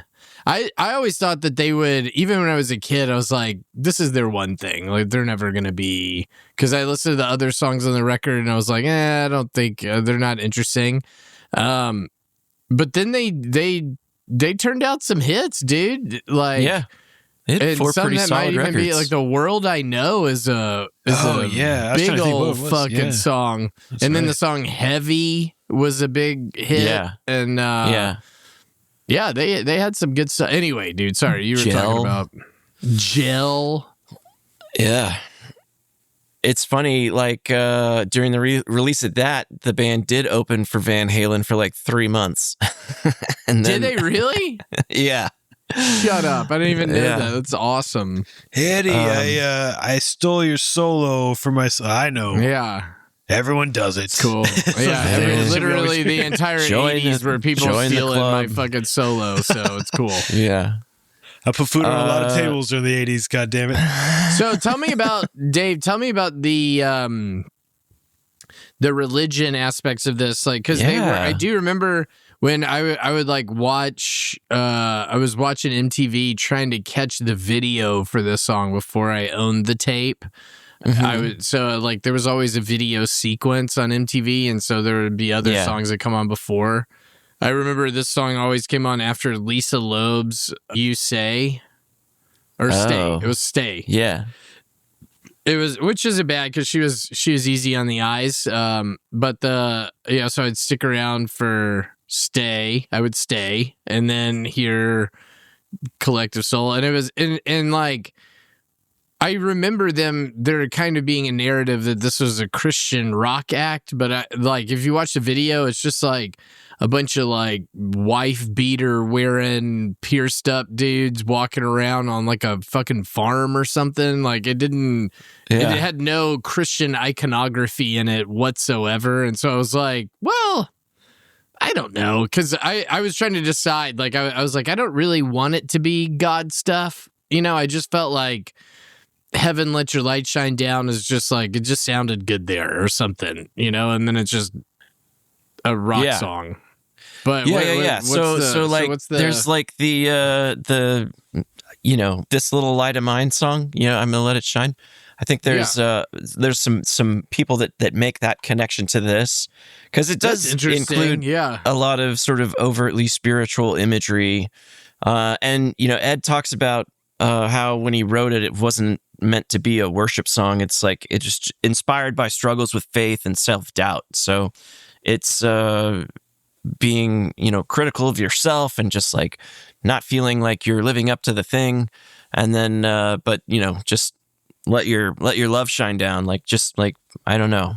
It's just looking about for a being little bit of uplifting, grace. right? And I Yeah. saw Right. that there were like but the rumor started plaguing that they were like a stealth Christian band trying to infiltrate the mainstream, and Ed said that it had gotten like so intense that he had to go like on a press tour to clarify that they were just a rock band, and he was saying his go-to defense was Led Zeppelin used the word heaven and Stairway to Heaven, and nobody called them a Christian band. So Right. fuck off. That's a really good point. It's like just because you say "Heaven Let Your Light Shine Down," I guess it's just so like. But I think it's the way it's written because he also said that his dad told him that he had written a prayer. And he was like, it's not a prayer. He's like, you wrote a prayer, son. And it's like, okay, whatever. So Thanks, Dad. I think there's Hey, something. you little wimp piece of shit. I know. No, all his those dad. times His I was dad was a beating- Southern His Baptist dad was minister. a pastor. Yeah, exactly. Yeah. All those years I was beating the shit out of you. I thought you'd amount to nothing. You wrote one good fucking prayer, and now you're trying to disown Jesus Christ, your savior. And he's like, "Oh my god, dude! I just want to do music. I just want to feel it. I just want to feel it." So wasn't he on Singing with the American Idol stars? was Wasn't he? he on one of those? I he don't was know. on one of the what's the one where La Voz. he The was on The Voice? Voice? I don't know. Was he on The Voice? Maybe. He was on one of those fucking programs. Ed And I never- Roland's Yeah. singing show. That's that would be news to me. But no, so other couple of other notes on this. He produced the record, which was kind of unusual for the kind of the era. Like a lot of other producers, Rick Rubin, Brendan O'Brien, were the ones that were making the grunge stuff. It's in drop D, which gives it a very kind of grungy thing. He talks about the drone sound of the riff, how it's like you. Quick question, he's though. like, did they go back and re-record this in a studio? yeah, they did. Okay, they so did have to go the back and 8-track re-record it. Fucking, this is not the 8-track recording we just heard. Okay. I think they re-recorded it for a compilation record because they don't have the rights to this music. They don't have the rights to whatever Stories Left Untold or something. What is this called? Hints, allegations, and the things left And unsaid. things left unsaid. Yeah. He Hints, was on The Voice. Okay. Yeah, so they did go back and re-record this track for that 2001 compilation record, and I don't know that this is that. I think this is still the OG that they turned in. No shit. So, I mean, Yeah, that would explain that's why awesome. he was a producer, because they did it in his fucking Yeah. basement. Right. He's almost. And so the he's yeah almost in the sound, it's like 61 club, dude. He's 62. ooh. Sorry, what were we saying about the yeah sound? So the yeah sound, he is singing through a toilet paper tube that he'd found in the bathroom. Cool. I love like, it. Nice. Oh, yeah, I read that because he said that his manager heard it at the time and told him, this is the stupidest thing I've ever heard. And he's like, I don't fucking care. I'm keeping it. It's staying in. That's like awesome. what It's like- everybody it's loves iconic. about it. It's That's what makes the the iconic song. part of Yeah. that song. Yeah, yeah. That just goes to But show, yeah. dude. Just do shit. Like, just do weird shit, and people will like it because you have to have something that stands out. You know, you Yeah. can't just nickel back your way through everything. You can actually. They did fine. They actually did do that. Don't you feel like Nickelback are the AstroTurf version of Collective Soul? Like, if you just think Yeah, I could about, see like, that. it's the same vocal aesthetic, it's the same riffs, sort of, except it just is, like, not... It's more don't know, poppy. it's, like, popped out and overproduced. Mm-hmm. Anyway. Yeah. No, He that's, even that's- kinda looks that's like a Ed good take. Roland. I like that too. Yeah, they have the same hair. Yeah, same hair, same build, same face, sort of. Did they both wonder if marry he was Avril secretly Lavigne the for a same while? person. I can't remember. Was she, like, 17 years old when they got married? I can't remember. Probably. She's been 17 years old for 20 years. She's Well, a child. that's what you get when you fall in love with a skater boy. Let's take a break and chew the fat. Play that motherfucker. Jeff, Russ, and Dave in the motherfucking chat. Chewing the fat on stuff weird and whack. And today's episode of Chewing the Fat is brought to you by the Floppy Monkey Zoo, the only zoo in America where the monkeys are just as disappointed as in their junk as you are. So, fellas, you know the situation. You're at the zoo with the kids, minding your own business, eating an $11 hot dog, and then you walk past the monkey exhibit, and there's always one monkey. You know the one. He's sitting on a rock, making intense eye contact, just going to town on himself like he's trying to start a fire. And your kid says, Daddy, what's that monkey doing? And you're like, he's exercising? But then your brain starts doing math it shouldn't be doing. Like, is that normal speed? Like, why does he look so proud? Why is my wife still watching? Relax, King. That nightmare ends today. At the Floppy Monkey Zoo, our monkeys have zero interest in any of that monkey business. No weird staring contests, no aggressive self-love demonstrations, just a bunch of primates sitting around like middle-aged dads who'd pulled a hamstring getting out of the recliner. Finally, a zoo where the monkeys match your vibe. Take a relaxing stroll through exhibits like the Low-T Lemur Lookout, the Silverback Support Group, and our most popular attraction, the Bonobo of Quiet Regret. These monkeys sit on rocks, thinking about their past decisions. Occasionally one will sigh and look at a tree branch like it used to mean something. Guests describe it as the first time a monkey enclosure has ever felt emotionally supportive. So, if you're tired of being psychologically bullied by hyper-confident jungle perverts, come on down to the floppy monkey zoo. Because sometimes the most comforting thing in nature is seeing another creature that's also just not going to deal with all that today. Use promo code Low Expectations for half price admission and a complimentary pamphlet titled Maybe It's Fine. The Floppy Monkey Zoo. Come see nature. Dialed way the hell down. All right, Dixie, let's roll it. I was talking to my neighbor, and I guess he went to go see the Counting Crows play like in 2018 or something. Oh, yeah, dude. Okay. Yes. And I was like, oh, how's Durrett? A Durrett sighting. And he said, I said, was he in dreads or was he bald at this point? He goes, no, he was bald. And then in between songs, he was just very depressed and would just talk a long time about how sad and depressed he was. And just like, come on, dude, play the next song. And he was like, keep talking. And then he would sing a song and then he would like, I guess, talk for a whole other like 5 minutes about how depressed he was in between every song. That's so weird. Poor guy. It was like me during the Hangover episode. Maybe he just didn't have any endorphins left because he was like, or maybe he's like, is it Samson who cuts his hair and loses all his strength? Yeah.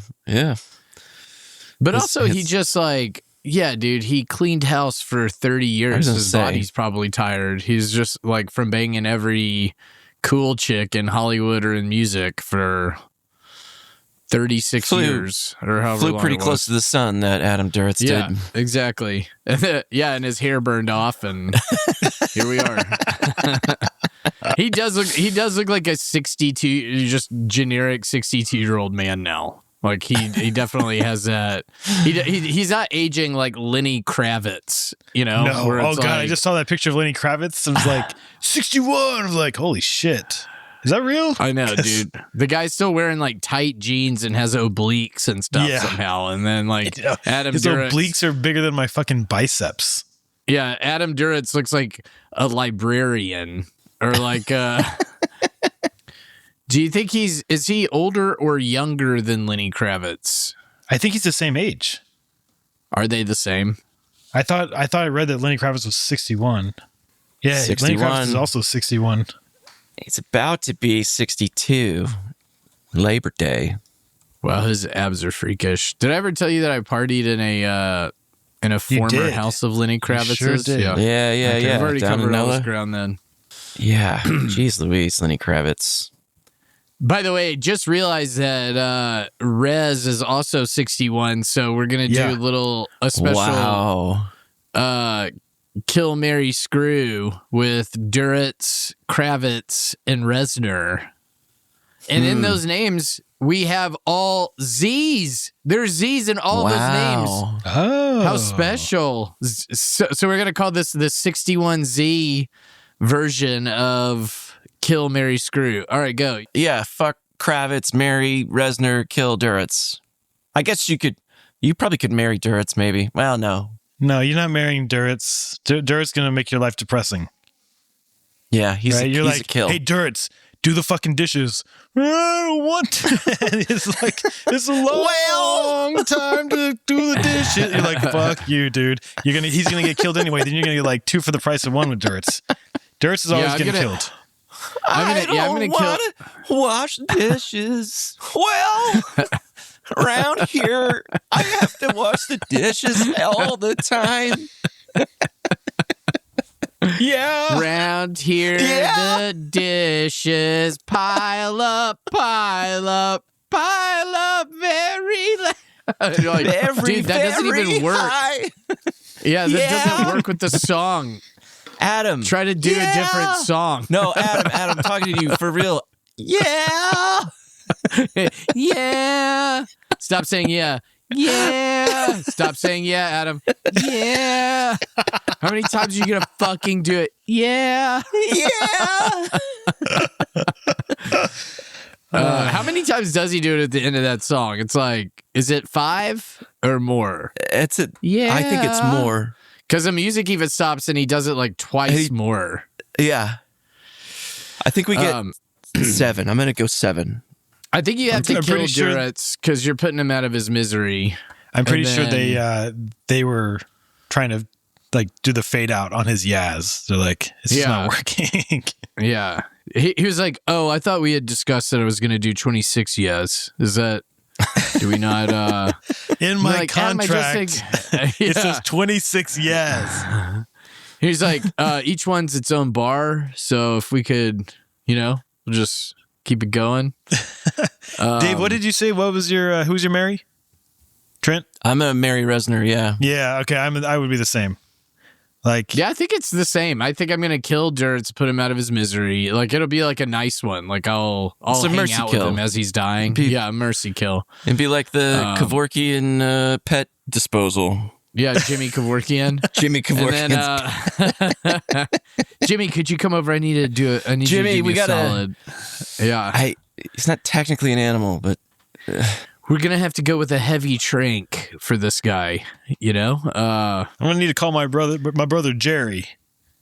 Jerry Kevorkian. yeah. He's got the anesthesia.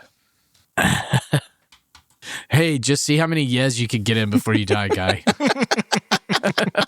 start counting yes backwards from 100. Yeah. Yeah. Is that the last one? Yeah. Oh man, God, Poor Dirts. Durance catches so many strays from us. But yeah, I think you do have to. I think you do have to fuck Kravitz, and then. But is the problem though? Is Reznor going to be a good husband to you? Like is. Or is he No, going to be he gone all won't the be, time? but- He's hanging out with Atticus, and But he's not like, I feel like if you're like, I'm going to marry Lenny Kravitz, then like he's just going to be fucking around you the whole time. And Well, everyone's but okay, gonna- so that's a into good that. point. Maybe there's like a polyamorous thing. Maybe you guys are like Yeah. sort of like open relationship and, kind of, I don't know. I don't know. And It then, doesn't like, work for everybody, but it might work for us. yeah, right. Because you could fuck Trent and marry Kravitz, because I do think Kravitz is going to be maybe a kinder, a more generous lover. I think the experience of fucking Lenny would be that thing that you like always remember fondly. Like that was that fucking great time, and like it It's would like never the first you would pair of never boobs you resent it. touched. You would never Yeah. Yeah. because it's gonna turn south no matter what happens. I think. Mm. And Yeah, Trent's whereas fine, Reznor but is like gonna be more he's of a- not yeah, he's there's not gonna worth be a like lot the of, like- one time like let's do it. Like I would say like well, Yeah. he has something more to offer. Maybe you can Yeah, maybe there's get going to be a into lot I of really like, don't think you emotional, can- like emotional and intellectual exploration with Reznor that you're not going to get with Kravitz. I feel You're like. not going to tie Kravitz down either. He's a free bird. Yeah. He's got to fucking fly. Yeah. He's like, listen, I'm going to go ride my motorcycle through the streets tonight. And you're like, could we just like do Netflix and chill? No. he's fucking Batman. Just no explanation. Yeah. Just no.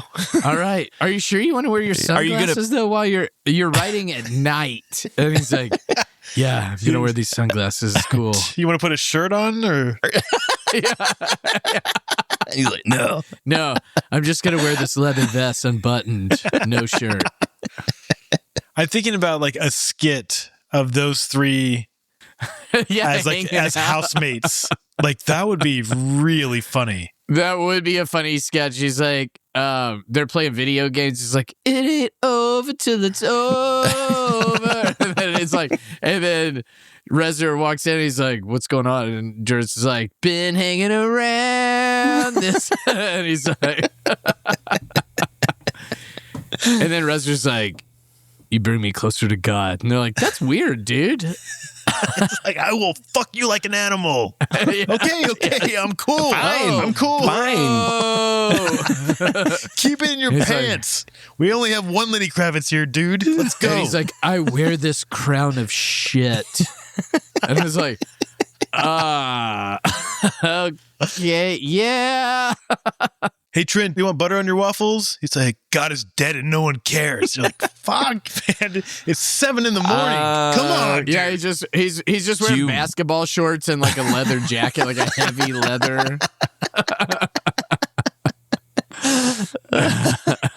You're like, so powdered sugar then? Yeah. You do want powdered sugar or you don't want You do? So You do want it?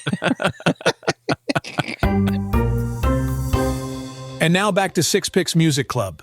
Keep the drive alive, it's pick 5. And now let's get back to 6 picks. We've got pick number 5, baby. Jeff Rowe, you're up again. What's pick number 5 tonight? Pick number 5 is a little tune called Like a Prayer by a little known artist named Madonna. No end and no beginning. You're here with me. It's like a dream. Let the choir sing when you call my name. It's like a little prayer. I'm down on my knees. I wanna take you there in the midnight hour. I can feel your power, just like a prayer. You know I'll take you there when you call my name. It's like a little prayer. Ooh. It was just back in the day where you just had your song had to be 5 fucking minutes. This is 1989, dude. This is the so Madonna was in a tough place.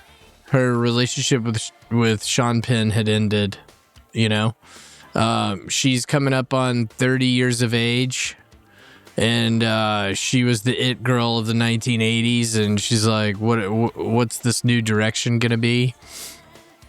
So she signed a deal with Pepsi to release this song in a commercial, and they gave her, I think, like $5 million to do this commercial, and then they bought $10 million of airtime for it, and they're like, fuck yeah, dude, Madonna song release is gonna be badass. And so it's a cute little 1.5 minute commercial. It's like little fake young Madonna in black and white watching like on TV adult Madonna like fucking singing and dancing the song. Yeah.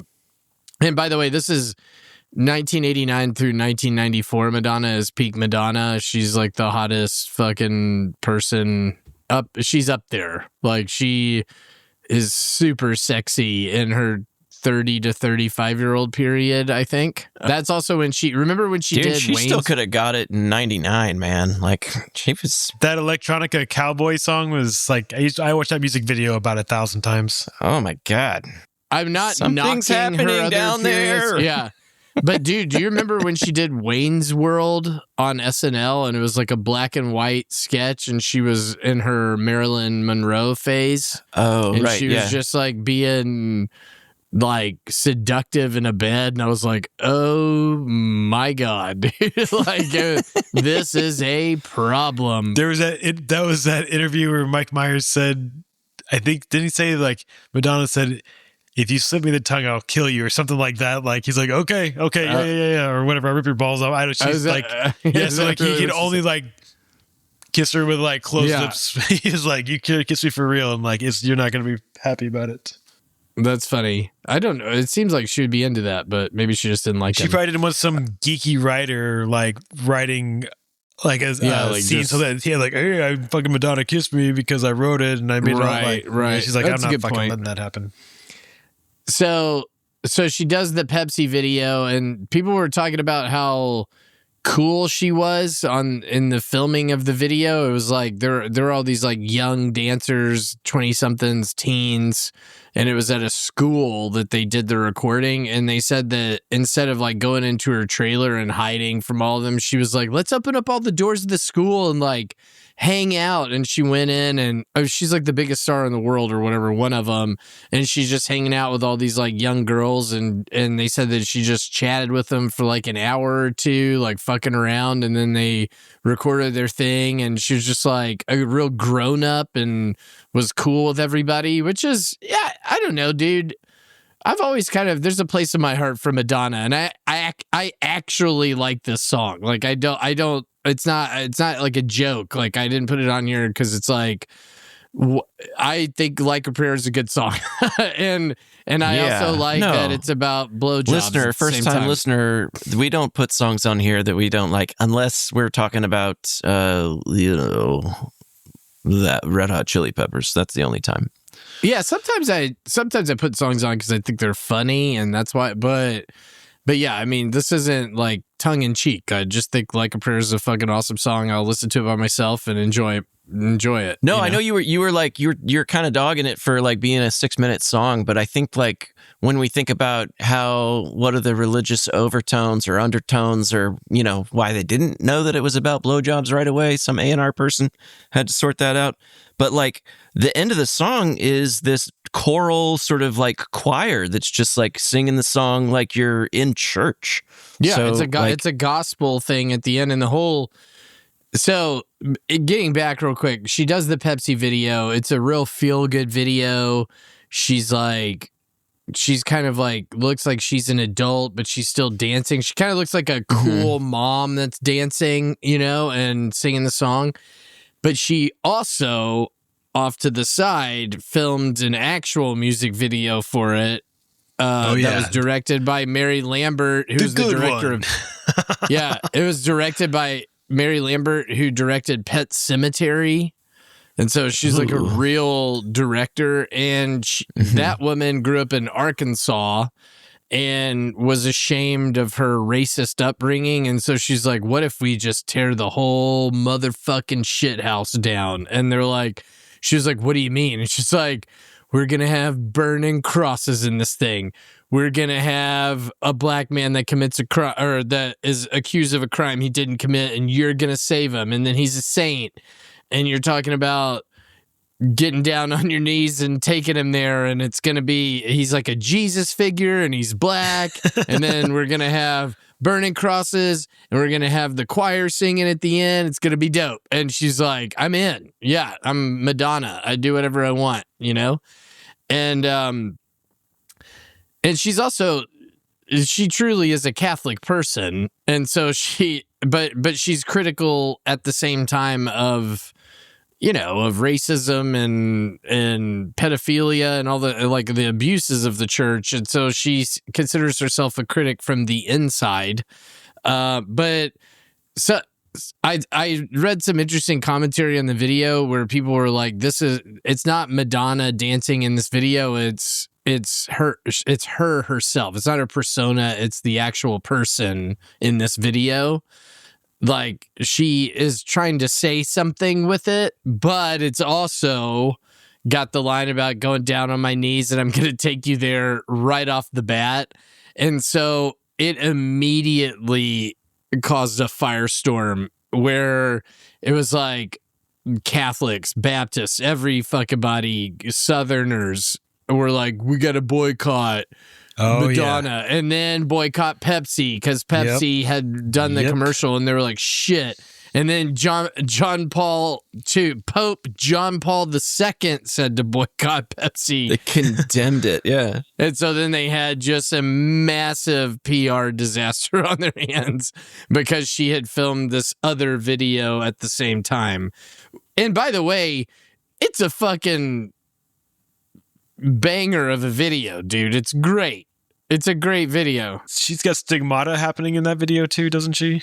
There's a little bit of stigmata. She like falls into like a dream thing, and then like a old black lady catches her, and that was kind of criticized because she had like a mammy like figure catching her. It's like does she get to appropriate black culture for this thing? That was a conversation, but like older black people did not like that, but younger black women loved it and were totally on board. There was a generational divide about this video. But that's all this stuff, this whole thing, she foresaw. And that was Madonna's genius, is that she could figure out how to provoke, but it wasn't just empty provocation. It's not just shock for the sake of it. She's saying something in the video, and then also getting $5 million to do a fucking Pepsi commercial at the same time. And make it a pretty good song out of the whole deal. Like did Pepsi sue her or anything for it? for loss of money? I don't know. Did Pepsi sue her for it? I don't know. I mean, it's like, what was the aftermath? Like, what happened? Like, you said she foresaw everything. So, like, what was her way of, like, navigating through it? I mean, it was just, I think it was an enormous hit, and it didn't matter. Yeah. That I mean, the Fuddy-duddies controversy called for the boycott. It just blew. It the just, controversy like, of the bounced right off video, of her. like, everybody made money because they didn't just, like, part of her deal was that they sponsored the tour as well. So, like, they're the tour sponsor. Nice. And Pepsi like, was? Yeah. So Pepsi logos on everything. Like, MTV had the exclusive, like, clip for like a month or whatever. And then everybody's saying that's okay, so all the boycotting amounted to not enough. It did it. Yeah, it was just like a candle. It was a candle in the wind. When you were a teenager, did you ever, like, when they're like, hey, you can't do this. You have to, you're not, this is vulgar and awful. Yeah, for sure. Don't watch it. Right. Don't listen to like, this. That's the first thing I'm going to do. Don't listen to Jimi Hendrix.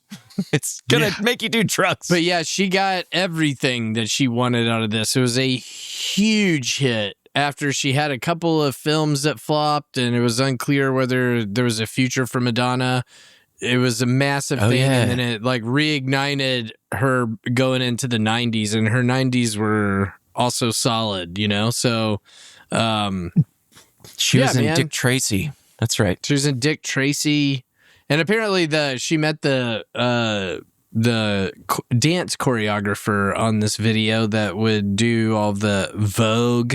He did the Vogue dance choreography. Okay. He did the Evita choreography. Like, it was a relationship that lasted a long time, and they met on this. So anyway, dude, the religion of it, I think it's sort of interesting because at first you just think that she's being iconoclastic or blasphemous or something, but she's a true blue Catholic. You know, she's just like a sexually liberated Catholic.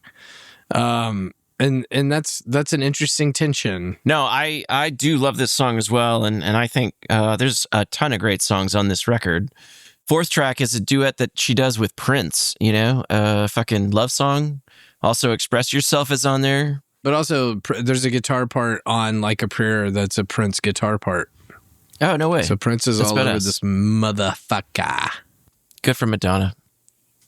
Yeah, I think like there was a time in that sort of early 90s piece where like radio listening Dave was influenced by the nonstop playlist and the rejection of pop music, because I think maybe my parents' music felt too poppy or whatever, and it just was like not cool. You were like, no, we're going to listen to Pearl Jam, or we're going to listen to, you know, Stone Temple Pilots, or, you know, Trippin' Daisy or anything like that. So I don't think I really like got back into pop music until I don't know, 2003 or 2004. And it was just like, okay, there's other things out here. Like, we need to like broaden the horizon there, guy. You can't just listen to Check Your Head all the time. Yes, once a day is fine, but every fucking hour, get a grip, guy. All right, you were saying that you had a comparison between your two tracks. You gonna get into that? Oh yeah, there's a whole theme. Well, I think you already know it, but it's just that both of them are religion songs, like Prayer, Hallelujah, but they're each about sex at the same time. They're about orgasms, you know? Fellatio. Yeah. Yeah, in this case, fellate, and the other one just being seduced. But I like that one of them's told from the kind of like, I guess, masculine perspective. Like, you know, you do have the Samson story and the David story, and they're approaching their beloved, the object of their affection. And in the second, it's about Madonna or the female figure, kind of like I don't know if it's like wanting to seduce a saintly Jesus type person, but maybe it's kind of like that. I'm drawn to the strong, you know, kind of stoic, saintly type of dude. Like, the guy is hot and he's a good moral person, and that is attractive, and she wants to blow him. Like, that's totally understandable, you know? Well, it's her witness testimony that's going to exonerate him from she's also raping exactly. She's going to exonerate him, and then she's going to take him there, you know? Yeah. And I support that. And I'm just saying, it's like, I think it's interesting. Like, she's kind of the Delilah figure, but it's not a bad thing in her case, you know? She's not trying to steal his power. She's trying to elevate him. Yeah, well, so I wouldn't say that that's the Delilah thing. I think that's a totally different thing. That is a... But no, it's a rewriting of, like, Catholics can only think about women as virgins or whores, and she's saying no. Like, there's a midpoint, you know? It's okay for a good Catholic woman to want to fuck a moral guy, a moral Catholic man. That's totally normal and should be celebrated. Yeah. It doesn't mean I'm a slut, you know? Like, it's actually a really interesting and layered and positive message, I think, in the end. But she was just categorized as a whore by the Catholics because of this. Like same growing up Catholic in my house, but mine were not progressive, and so it was like, nope, that is not okay to listen to. And like Weird Al Yankovic does a cover or does a parody of Like a Virgin. Yeah, like a surgeon. And I remember, like a surgeon. Yeah. And I remember like it as like even as like I was 6th grade or 7th grade, just like feeling really uncomfortable. Like, well, this was a Madonna song. Oh, I don't know. She's like the devil or something. But it's just fucking organized religion. Such bullshit. Tit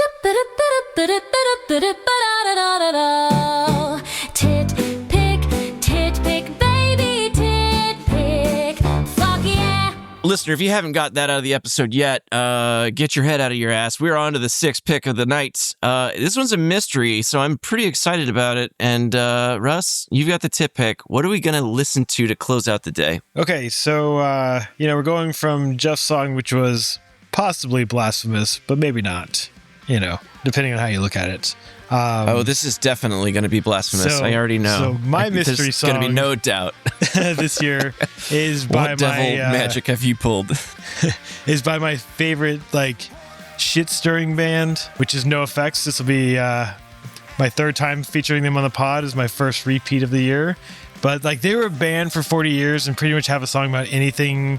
And I do appreciate the humor and the shock value that comes along with their songs. So that's why I like to share these songs.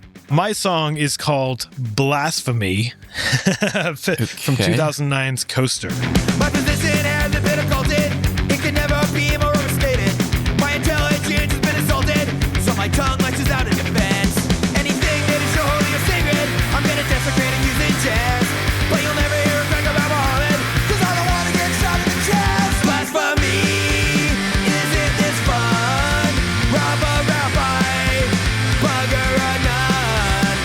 Blasphemy, want some more? Mother Mary, the virgin whore. Fuck yeah, dude. Okay, so in interviews around the Coaster release in 2009, Fat Mike talked about how his patience for faith had basically run out. He's always been an atheist, but this song marked a shift for him. He started comparing religious belief to a Santa Claus or Easter Bunny situation, arguing that if an adult told you they believed in a talking rabbit, you'd think they were crazy. But if they say they believe in a talking bush, we give them a tax break and a seat in government. One of the most talked about parts of the song, especially in hindsight, is the bridge when he says, "You never hear me make a crack about Muhammad because I don't want to get shot in the chest." And then at the time, critics called him out for it. They said, he was being lazy or grating because it felt like he was punching down while admitting that he was afraid of certain religions. But 6 years later, everything changed. In January of 2015, 2 gunmen attacked the offices of the French satirical magazine Charlie Hebdo. because of their cartoons depicting the Prophet Muhammad. And then suddenly the shot in the chest line from 2009 didn't look like a joke or a cop-out anymore. And the punk scene latched onto it as an anthem for free speech. And it started trending on Reddit and punk forums with captions like "Solidarity for cartoonists." And fans pointed to the song that, Mike was right. Blasphemy should be a victimless crime. And the fact that it isn't, the fact that people are willing to kill over it is exactly why the song needed to exist. And Mike also addressed that the Jesus Christ, the Blackest Jew line, just poking fun at how Westerners turned a Middle Eastern man into a blue-eyed white guy. In his words, Mike's a rich Jew who likes pushing buttons, but the logic behind blasphemy is simple. He says, you can't hurt a deity's feelings because they aren't there. You're only hurting the feelings of people who have tied their entire identity to a book. No, it's interesting. That's a thing that I think is crazy. Just how people find a label and find an identity based on that, and then you're not being critical of a system or a thing. Like, you're being critical of them because it's like they've so ingrained this piece into their persona, like who they are, their existence. They are offended by it. Right.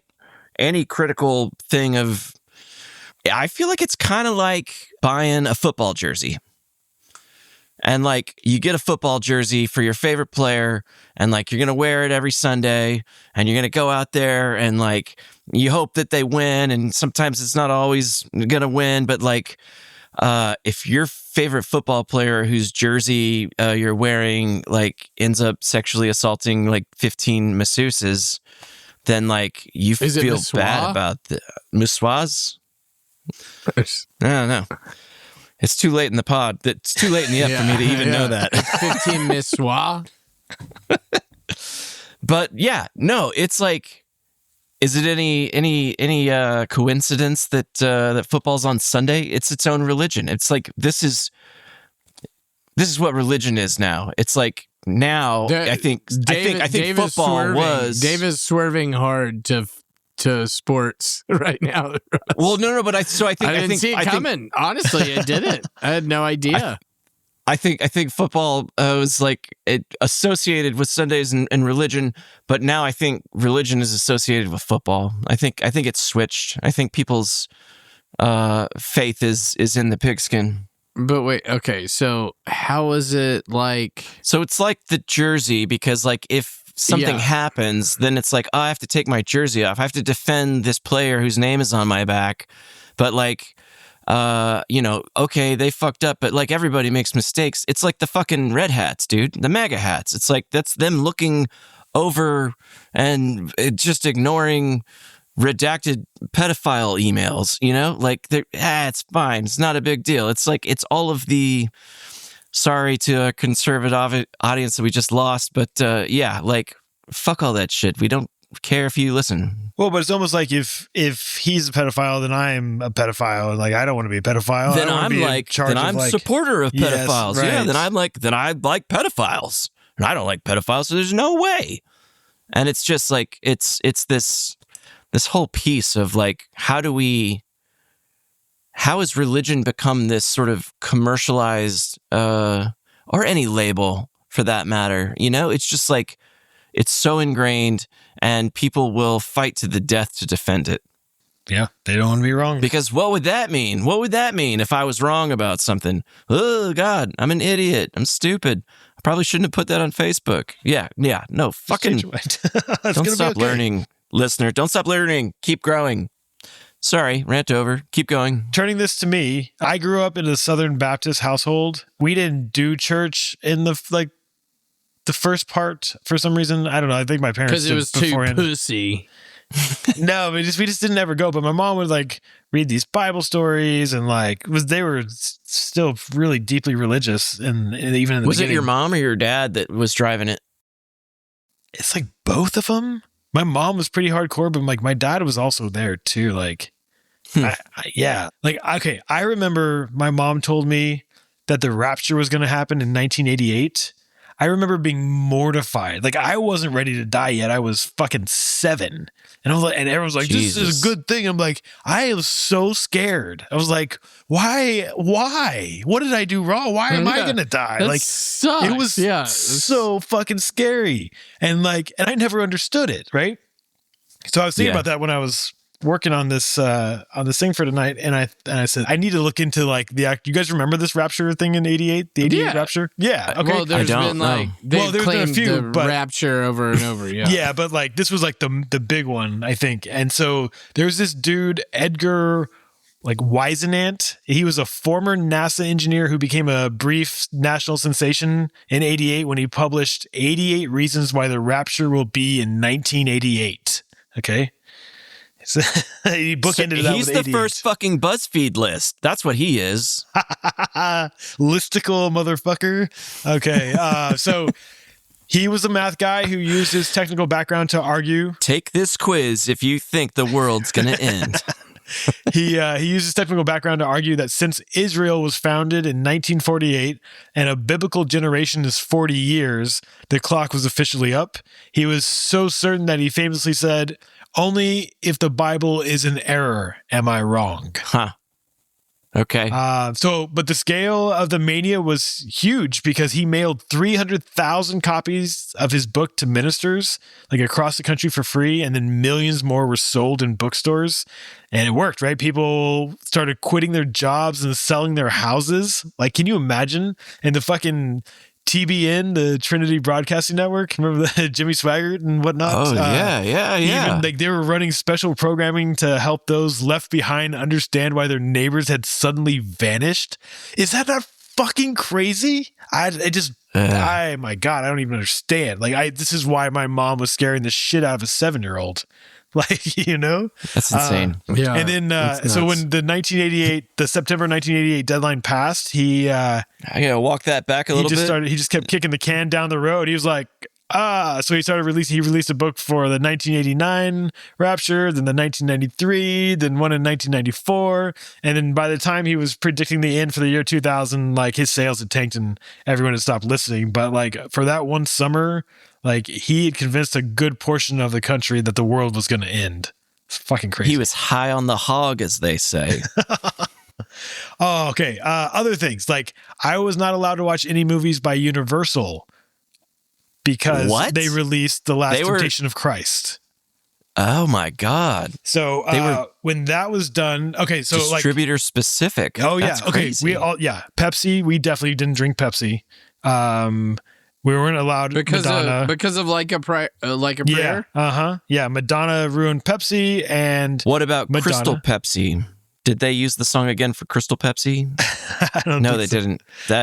They did not. They did not. They did a Van Halen but song. Like there were just movies you wanted to watch, and we just weren't allowed to watch them. Then I do believe it was 5th grade when they took Halloween away from us. What?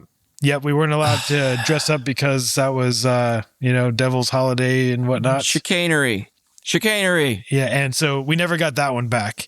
But after I went to college... You never got to dress up after 5th grade? Right. And after I went to college, guess who started dressing up and going to Halloween parties? Probably you. My fucking parents. Yeah. What? That shit still chaps my ass. I'm just like, what the fuck, man? Like, yeah.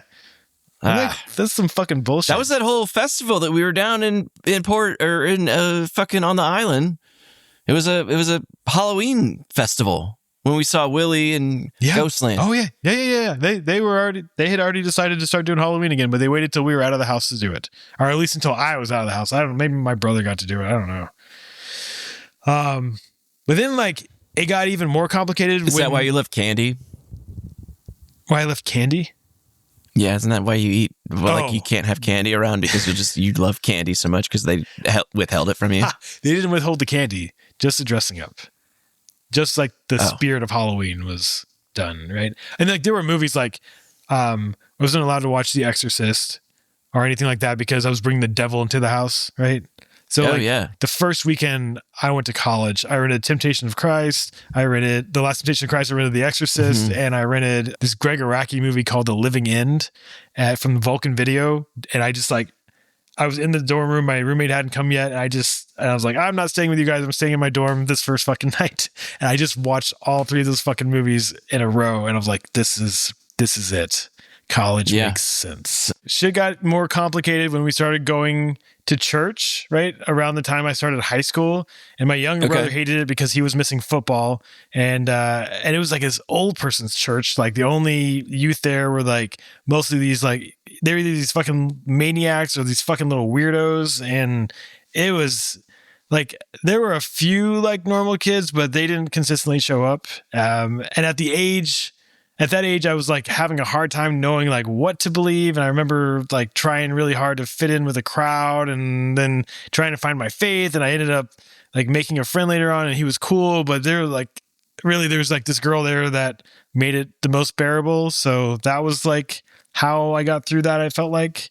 But on top of that, like I would watch my parents tithe probably more than they should have and like watch them kind of struggle through shit, but like giving it all to the fucking God. And it's like, okay, I guess. But that always bothered me. I felt like, I don't know, it felt like they were being taken advantage of. And then they're asking for 10%, or they used to be. I don't know what it is anymore. I think they were given more than 10% because they thought it was whatever. Godly. Like if I give more money to God, God will give money back to me tenfold or whatever the fuck they say. And it's like, it's an investment in my forever home. Right.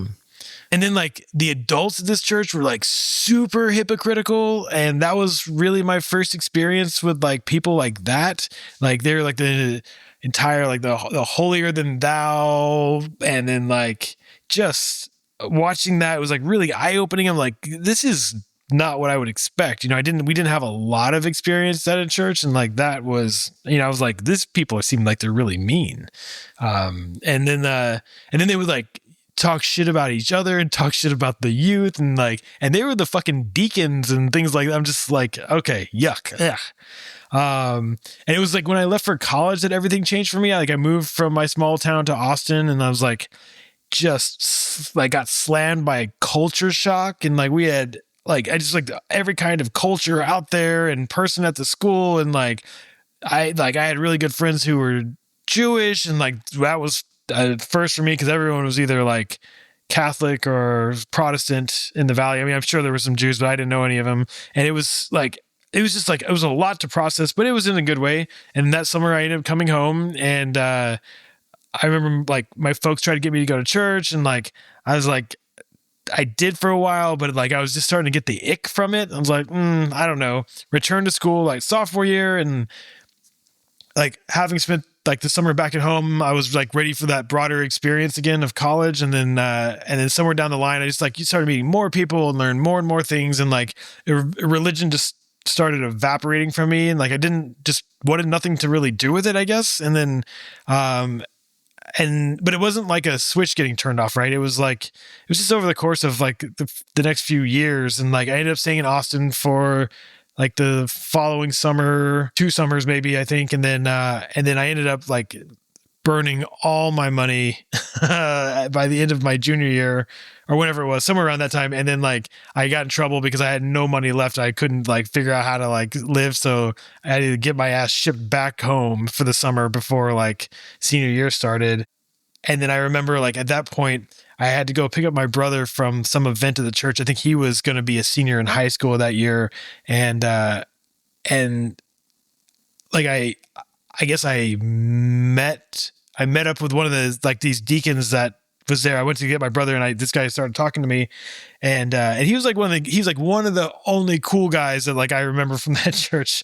And he's an old man, but like he was kind of cool. And like he started off like he was like, "Hey, how you doing? How's school?" and all that kind of stuff. And then he asked when I was coming back to church and I was like, "Well, I'm not." And then he kind of like he asked again and then like I was like, "No, man, like I'm not coming." And then like he kind of got vengeful and mean and then like and I was just like, "Wait, what? Like who are you?" And then like, man, I was like almost, I don't know, I just got like angry and I was like, "Hey man, you know what? I just want to thank you for like sealing the deal for me. Like, I am fucking done with church. Like, you were the one that just made it happen. I was like, well, struggling with it, but like now I know you're the fucking guy that did it. And so like I've never once gone back or like regretted my decision to leave the church or like to abandon faith or any of it. Like I don't feel like I need the threat of hell to be a good person or to have a moral compass. I don't, I do. I mean, I feel like I do that because I want to be good. I want to I feel like I have goodness in my heart and that's not to say I'm not shitty from time to time, but I don't know. At that Nails concert the other night, you were thinking some pretty depraved stuff, if I remember correctly. So that's true. Just think about it.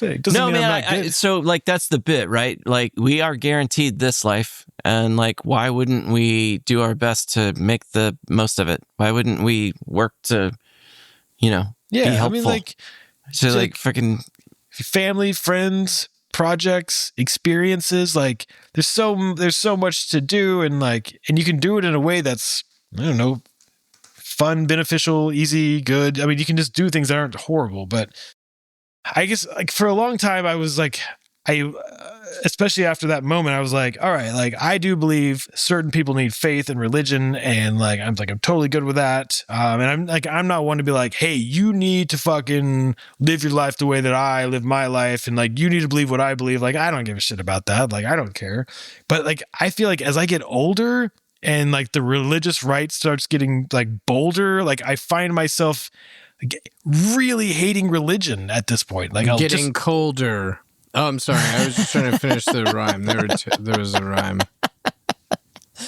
No, I hear you, man. Like, I think the idea of like atheism is something that like I never would have considered before I was like 20 years old. And I think as you get older and just like, okay, well, like, great. If there's a fucking afterlife and God, then like, awesome. But like, if you believe that God wants that to be the thing for us, then like, he's not going to damn us to hell. Like, that's not a thing. Like, whatever. Just live a good life. Don't be an asshole.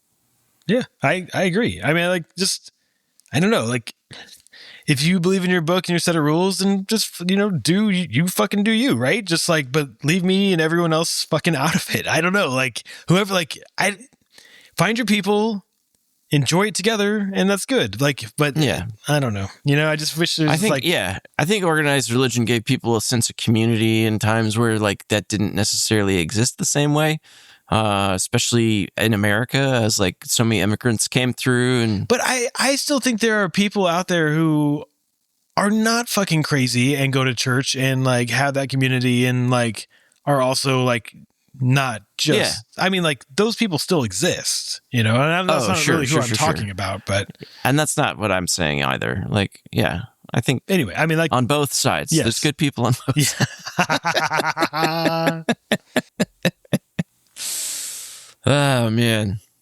Well, that's going to do it for us today at Six Picks Music Club. Thanks for hanging out with us here in the clubhouse and for joining us every other Wednesday. I do feel a little bit like Trent right now. You guys are getting me closer to God, I think. So anyway, before we get out of here, let's open up the mailbag and see if we got any emails. And well, look there, sure enough. Hey, we got one from a longtime friend of the show, occasional host, JM, and he writes, hey, dudes, longtime fan of the pod. Yeah, no shit, dude. JM here. I just discovered a new hip-hop act out of Texas called Cure for Paranoia. I'm an old-school hip-hop kind of guy, but damn, this kid slaps hard. Okay, Connecticut. Have you ever heard it? Delivery is reminiscent of Andre 3000 at times, but also very much their own thing. Great lyrical content that is funny, provocative, political, thoughtful, etc. Plus, they do some pretty great stuff with support video for their tunes. Check out their Tiny Desk submission vid on YouTube. They only have a few singles out that I can find, so I think they're pretty new on the scene, but they're starting with a bang, all caps. Check out No Brainer if you want some dope, frenetic action up in your grill. Keep up the great work. Can't get enough of your particular menage a trois. Love and kisses, JM. Hell yeah, JM. It's always lovely to hear from you. Thank you for the rec. Could you write a longer email next time? Could we just Well, it is always great to hear from you, JM. Thank you for the rec. We will give that a listen as we shut it down here today. We hope you guys aren't still shoveling snow up there. But it's pretty far north. So, Cure for Paranoia, no brainer as we close up the shop and roll the stone back and lock up the doors for 2 weeks. Our opening music is from the Shaolin Death Squad. Go check them out too. See why we dig them so much. And we'll see you in 2 weeks, listener. As always, the tracks for today's show are in the Spotify playlist in the show notes. Give them all a listen, and just be sure to play them loud and keep jamming. This episode of Six Picks Music Club was produced by Anita Fingerbutts. Edited by Haywood Jalukmatank. With special thanks to Dixie Rep. Left brain, right brain, no brainer. I lost my mind, Kurt Cobain.